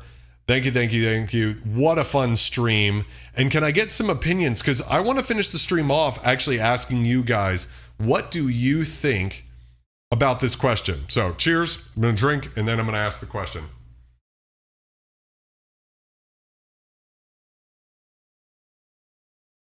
Prost. What do you guys think? Love a good IPA. When it comes to getting that vintage Oberheim sound, is the plugin as good as a vintage Oberheim piece of hardware? That's the question. Again, with all the caveats that this isn't an OB-X. Of course it's not. But the interesting thing to me is getting a Matrix 6 or a Matrix 1000. How does that compare to something like the plugin? Now, without a doubt, the plugin sounds great, and it's $59. This is $1,500. Right there, the math equation, you know, it's tough to make a very, you know, to just be like, oh, it's obvious that, you know,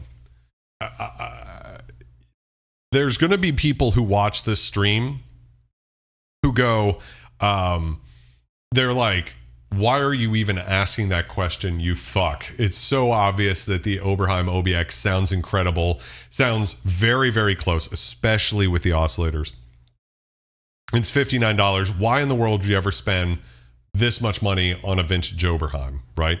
And there's going to be other people who watch this stream and they go, yeah, it's close. It's close, but it's not a vintage Oberheim. Right? And to that person, and I'm not saying either opinion is right.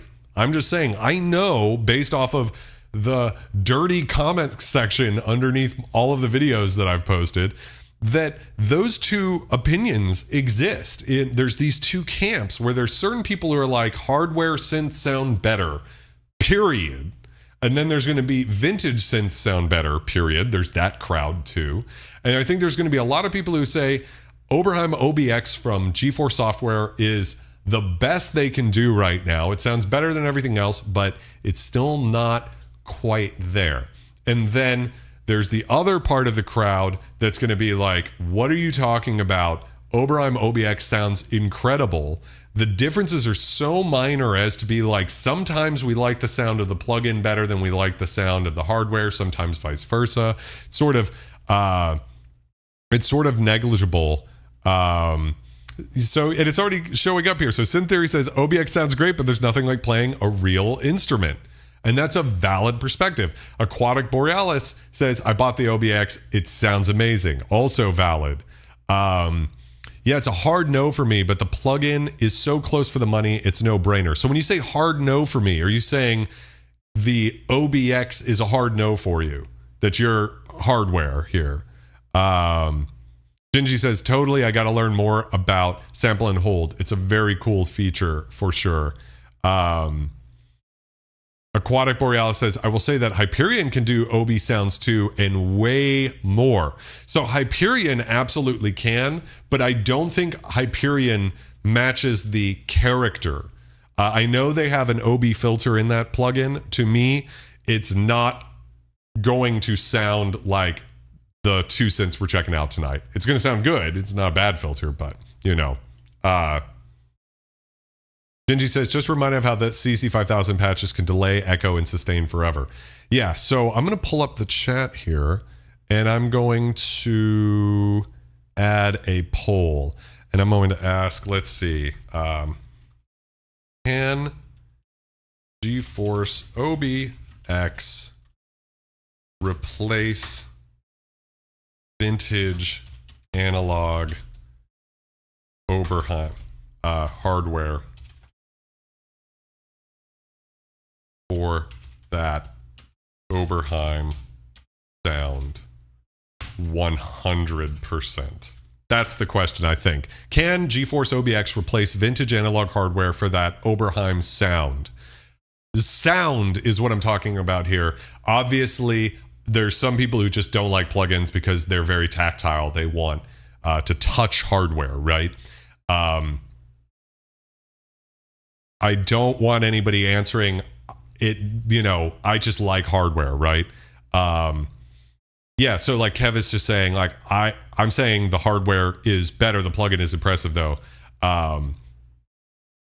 Yeah, so what I'm saying is in the poll, the question is it the case that you can 100%, you know, the plugin, as far as the sound goes, can completely replace something like this Matrix 6? There's a bunch of reasons to have a Matrix 6. The keybed feels amazing. Aftertouch works after all of these years. So many more things like that. You know, it's amazing to be able to have a piece of history, and it's amazing to have analog components. But have the plug-in emulations gotten so good that as far as sound goes, it doesn't really matter anymore. That's what interests me. So while we're doing that, I just want to try to make the best pad I can, and we'll try it on both. So I'm going to use a combination of the LFO aftertouch. So what am I listening to? The Matrix. Let's go back to random here.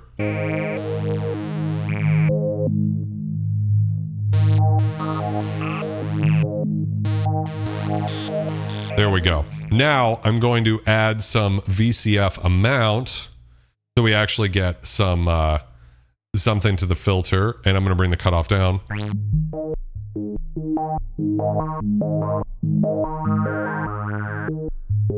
I'm going to go to the mod matrix and actually dial back the amount that's going from the LFO real quick.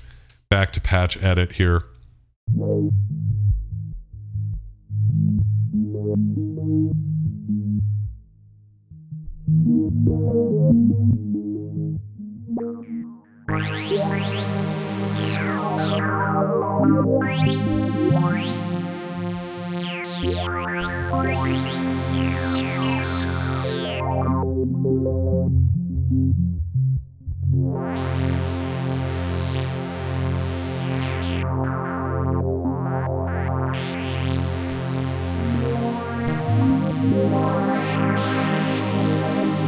Back to the matrix and bring this down even further.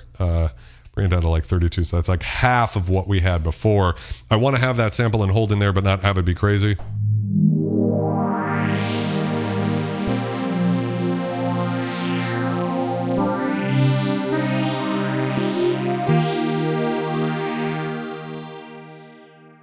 Let's increase the release time for the amp. One of my favorite things is the release is a little bit shorter on the filter than on the amplifier. That way you can hear the filter close. It has something to bite down on.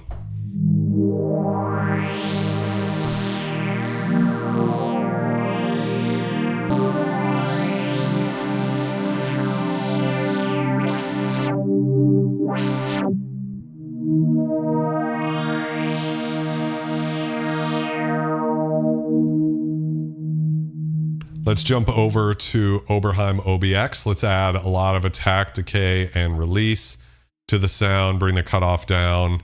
Resonance pretty high. Bring the depth of the sample and hold to about 50% and see what we got. Bring that down further. What's interesting is the depth being a lot lower affects the sound a lot more than you would expect.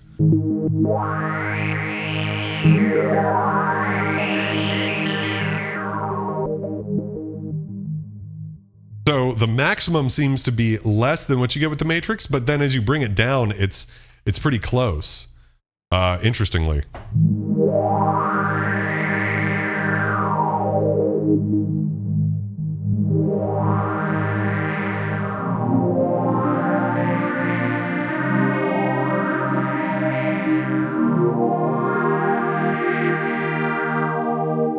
Bring the resonance down, modulation up a bit.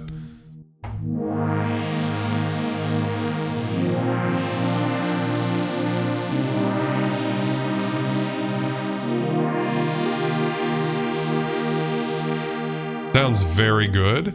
Maybe the cutoff down a bit. Matrix 6 again.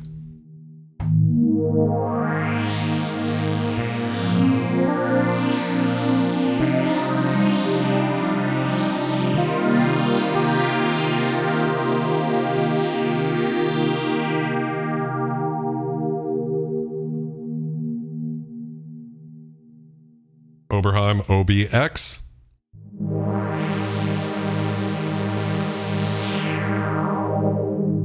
Little bit more.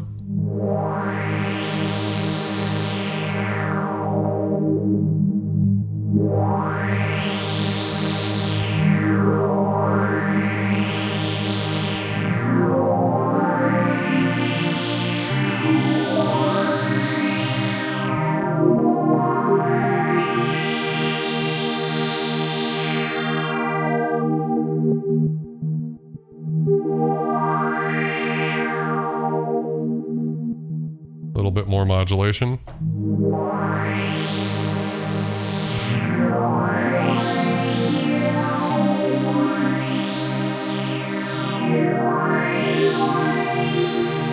All right, what do you guys think? Where do you think we're at here?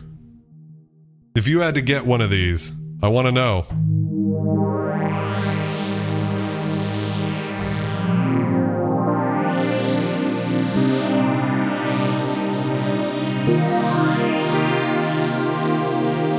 I have to say that let me see where we're at here. Let me end this poll. And we got 7 votes, and it was a 57 to 43 split. That's very close. That's like one person voted the other way. So that's interesting. And I don't think I always say that because it doesn't show up below me on the playback when we've done polls before to talk about how it works. But so 57% of you said that it sounds like the plugin can replace the hardware, which I think is super interesting and cool and just fascinating. Yeah.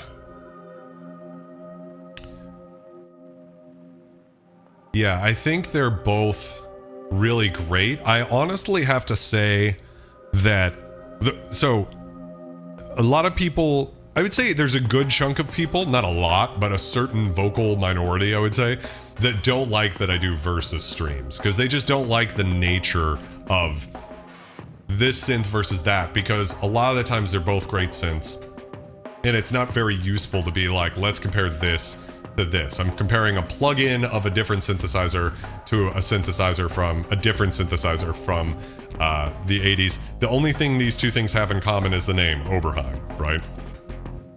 And I think for a lot of people, they're just like, just what are you doing, right? Like, what's the purpose? What's the point?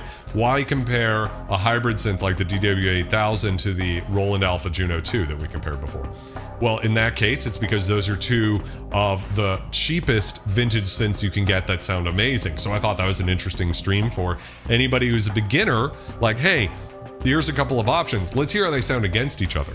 And here, again, my goal is for musicians who want that vintage Oberheim sound, but don't know if the vintage hardware is worth it or not.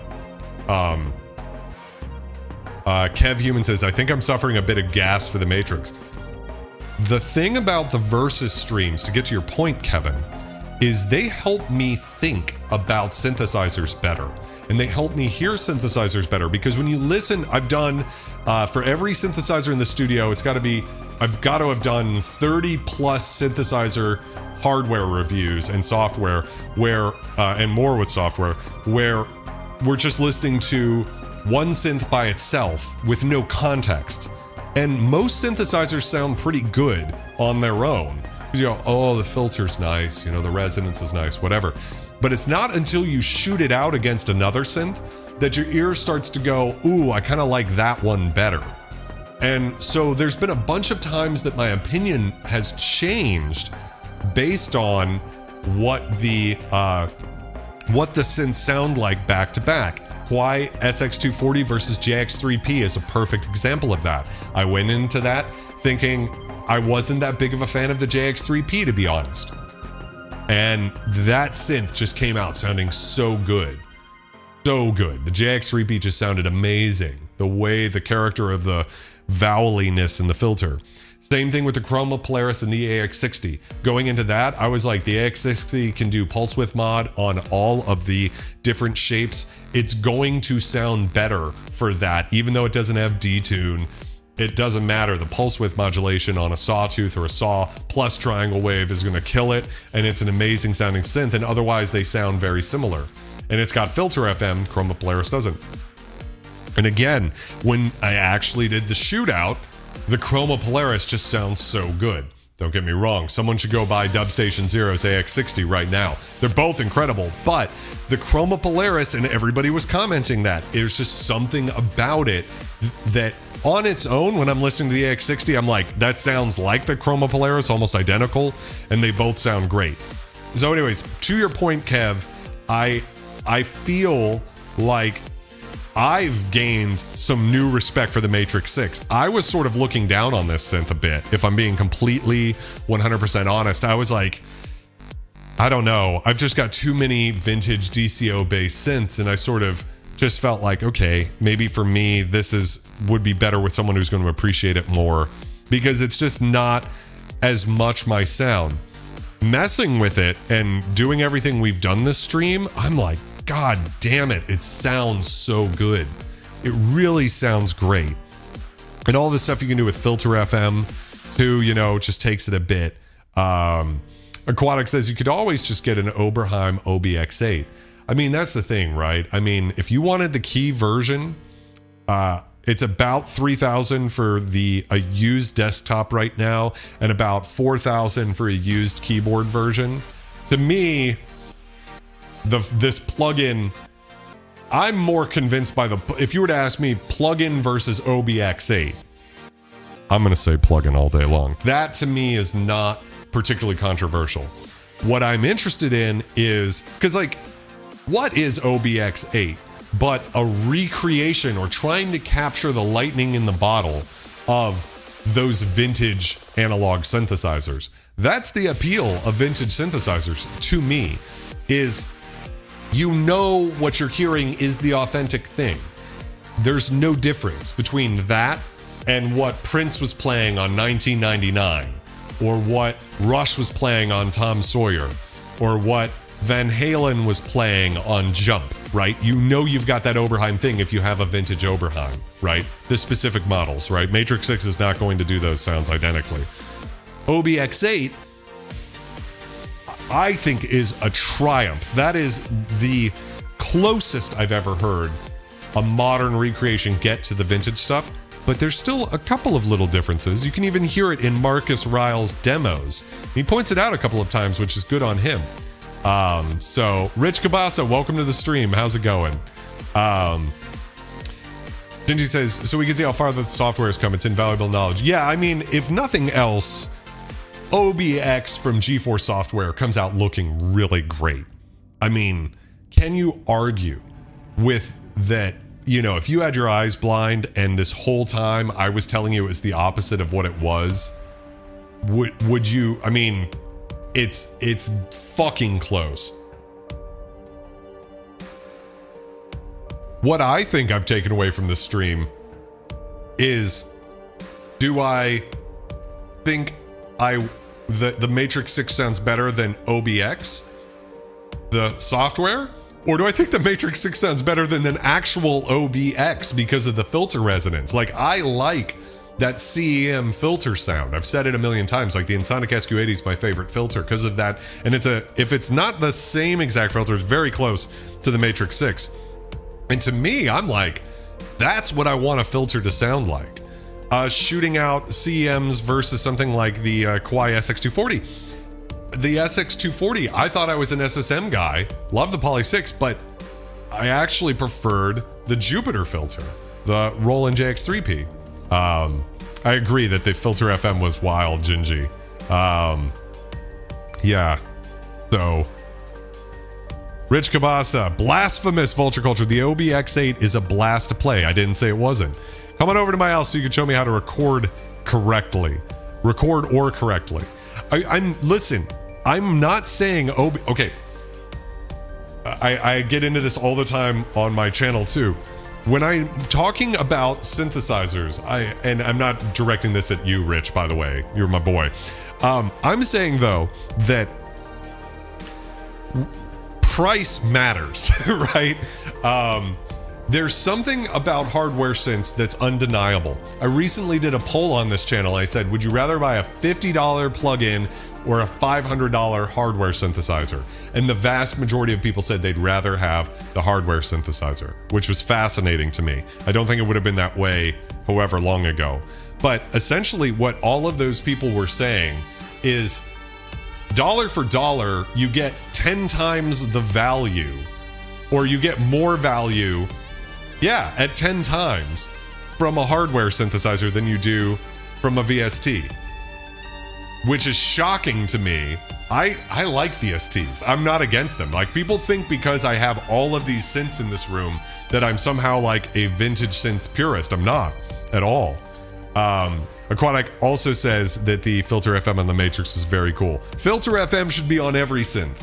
I gotta get a Prophet 600 because that also has Filter FM. But what I'm saying is that for $5,000 new, you get an Oberheim OB-X8. Or for $59, approximately 1% of that cost, you can get this plugin that sounds so great.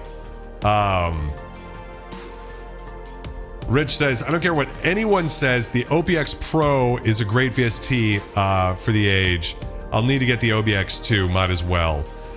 Yeah, I mean, look, I'm not trying. I think that GForce is setting the new standard for vintage recreations.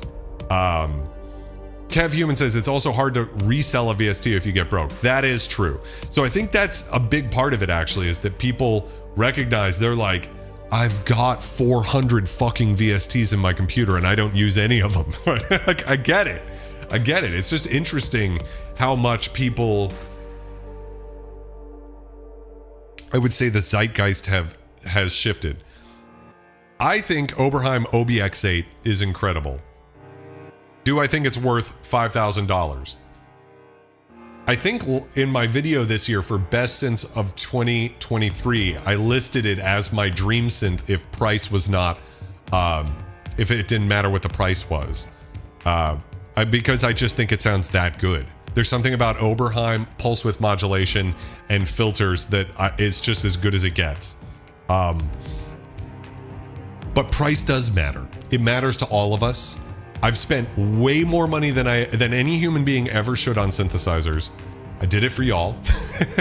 But seriously, I think it is one of those things where when it comes to a synthesizer being $5,000, to me, that, you know, it's tough. There is no perfect synthesizer. If all you want to do is analog, like that vintage analog thing, OB-X8's not a bad way to go. If you know, in some sense, I think there's some people who are like, I'll just have one synth. I just want to buy one synth. But the thing is, it doesn't have built-in effects. That's why you buy, you get for free Inktomi, link in the description. It's one of those things though, where it's like, if I was to spend $5,000 on one synth, I'd want it to have a little bit more. Honestly, I think I'd rather have, if I only had to have one synth, I'd rather have a Mini-Log XD than Oberheim OB-X8. I know that's going to sound crazy to some people, but like, it's got built-in effects. It's got that very flexible digital oscillator that can be an FM synthesizer, like Node from Sine Vibes or whatever, you know, so. Ed T, welcome to the stream. I think of it like a video game. I'd rather have the hard copy. Maybe I'm overthinking it. Listen, I get it. Behind me over there are a shitload of laser discs. I don't even own a laser disc player. I just have them because I like to have a hard copy of something. But instead of buying a laser disc player and dealing with like scratches on those laser discs, I just stream on Paramount Plus or whatever, just like everybody else does, you know? And I think that that's one of those things. Rich says, OB-X Pro 2 versus OB-X shootout. I thought about it. I thought about doing a shootout between this and what I'd be more interested in is this versus Disco DSP. And I'll tell you the completely unflattering truth about why I won't do that is because I want to be on good terms with GForce Software and I want to be on good terms with Disco DSP. I think they're both great companies. And by shooting those two out, I feel like I might terminate a friendship one way or the other. Either I'd be like, they sound so close that just go with the free version, or I would say like, it doesn't really sound that great. And I think Disco DSP might not sound as good as that. And either way, it's not good. So I would just recommend people to listen to demos. I've done now reviews of this and reviews of, if you look up my video, how to program any analog synth, it's all with Disco DSP. That's the exact same synth they're recreating. So to me, I would just watch those and make up your own mind. because that's not necessarily something I wanted to do. And by the way, I say that because I want to be completely honest with you guys. But here's another thing. If Oberheim OB-X did not sound as good as it does, I would have said that. Like, I'm not going to pull punches with a big company like GForce. I know a lot of people on the channel were talking about, or we talked about how, basically how, like, I was asking, what do I do when there's a smaller company that has a product that I'm going to leave a negative review? And 60% of people did a poll, said you should go back to the company, reach out to them, and let them address the issues. And that's what I did. I'm not going to do that with big companies. I think it's important that if Behringer sends me a product and it doesn't sound great, or Sequential sends me a product and it doesn't sound great, I'm going to be honest about it, because those companies need constructive criticism. If it's a company of like 2 or 3 people, that's when I'm like, okay, I want you guys to get off the ground. Let me help you get going. Your heart's in the right place, but here's X, Y, and Z you could change. Yeah. Let's see. Let me catch up. Kev says, someone sold me pigments for $20 the other day. That's pretty much the resale value of the VSD. It's true. There is a way in which hardware synths are like a savings account, but I just caution, I don't know. There's certain synths that haven't lost their value, like a Virus TI2. There's other synths that have. I was shocked. I have a video coming out, not this Sunday, but next Sunday, but I recorded it probably close to 6 months ago. And I was looking at the depreciation of Oberheim OB-X8s, which at the time were exactly a year old. And I was shocked at how serious the depreciation was. Like, I think 24% depreciation, something crazy like that, which is more than the average depreciation, even from synths like cheap synths, you know, depreciate about 20-25%. The fact that Oberheim OB-X8s are already being sold, a lot of them, at like $3,800 for the keyboard version. And like I said, I looked on Reverb today, you can get the desktop version for $2,800, right? That's brutal. Like, if you bought an OB-X8 the day it came out, those have come down a lot in a year. And I'm not trying to make anybody feel bad about the OB-X8 if you've got it. I'm just saying that's a reality. It's a brutal, harsh, painful reality of this industry, is that if you bought that synth thinking, oh, I'm going to be able to get this money back, it's like, maybe not so much. Let's see. Crystal Love says the Minilog XD fucking rocks. I agree wholeheartedly. I think that's always a synth I recommend. Rich says, I love my Matrix 6. Never got into programming it, but I've narrowed it down to 100 presets I absolutely love.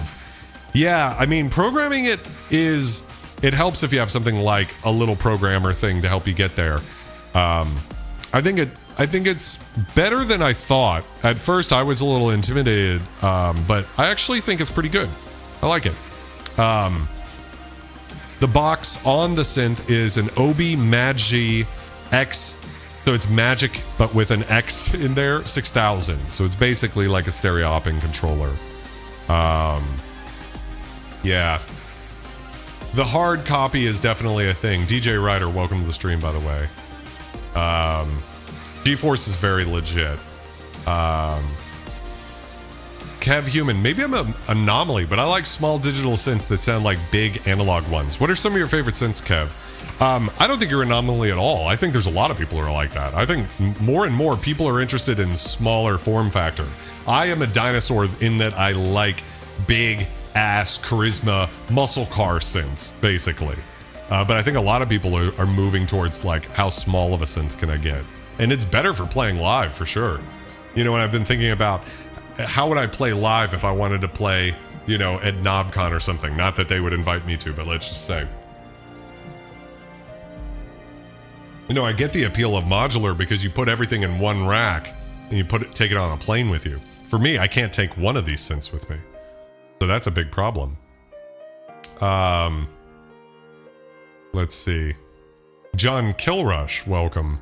I've got a Prophet 5 Rev 4, nearly new for 70% of the new price. Yeah, that's a good example too. Those have come down a bit. Great deal.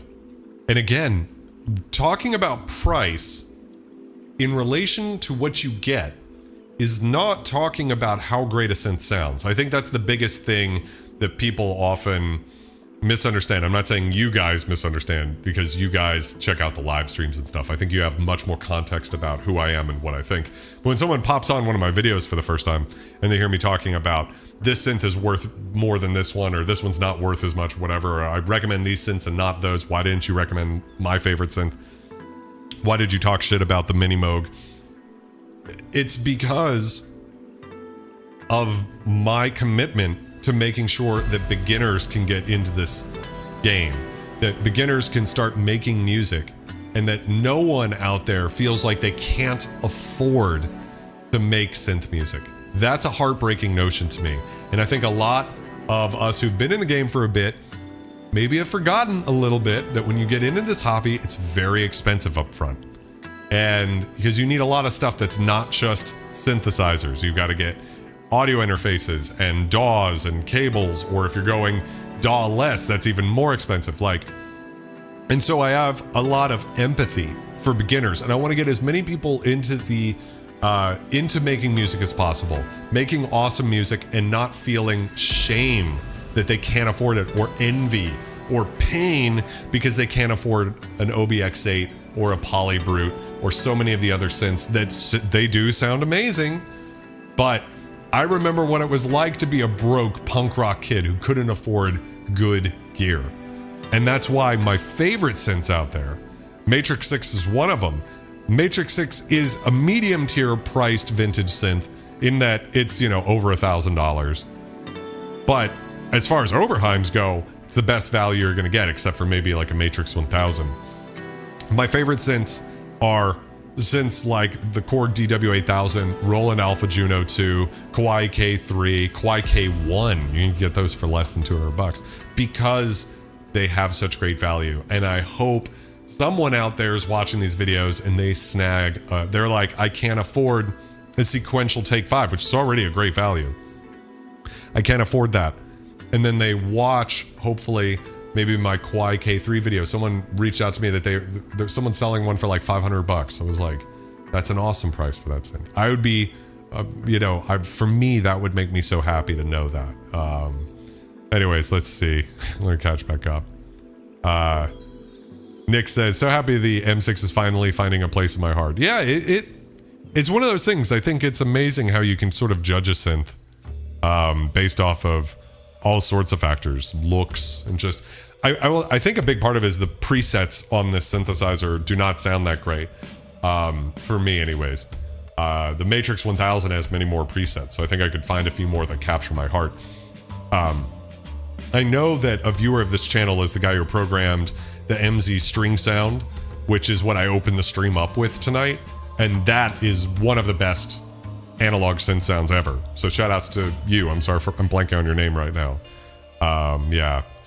So DJ Ryder says, that's also technology these days. In the 90s, if it was big and heavy, it was expensive. Now it's kind of the opposite. Yeah. Rich asked about the new controller. Yeah, we were talking about that earlier in the stream. Interesting. Kev says, my favorite ones are the Blofeld, which I just recently did a stream on. Amazing. And the Micro Monster 2. Remind me about the Micro Monster. I feel like you already have reminded me on the Micro Monster. I'm just getting old. Preen FM2. I remember seeing that one. Tell me about that also.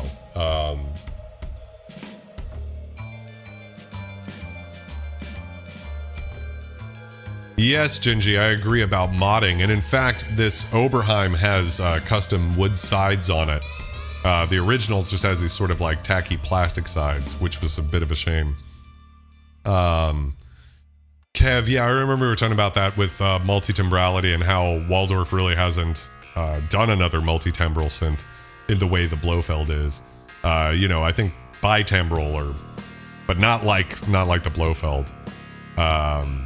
Yeah, and I'm a sucker for patina, so some of the synths that I have are kind of war-torn, beat up, And I kind of like that look. You know, I'm not against it, but I do keep them clean though. When I sold one of my synths to Slavi, synth pop artist, he was saying, he was like, how did you keep this thing so mint? I'm like, well, I just don't fuck around, you know? Yeah, I think that it's just one of those things where I just hope that these streams help people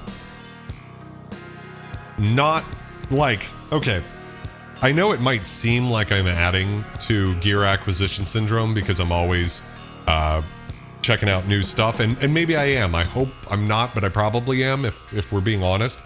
But what I'm also trying to do is talk about stuff and give the honest opinion, because there is such a thing as buying so cheap that it doesn't meet your goals. So there's certain synths I've bought on this stream that you guys have heard me talk about that are cheap enough, vintage synths, but because they don't have that inherent magic to the sound, you know, there's some corners cut or whatever, I don't know that I could recommend it the same way.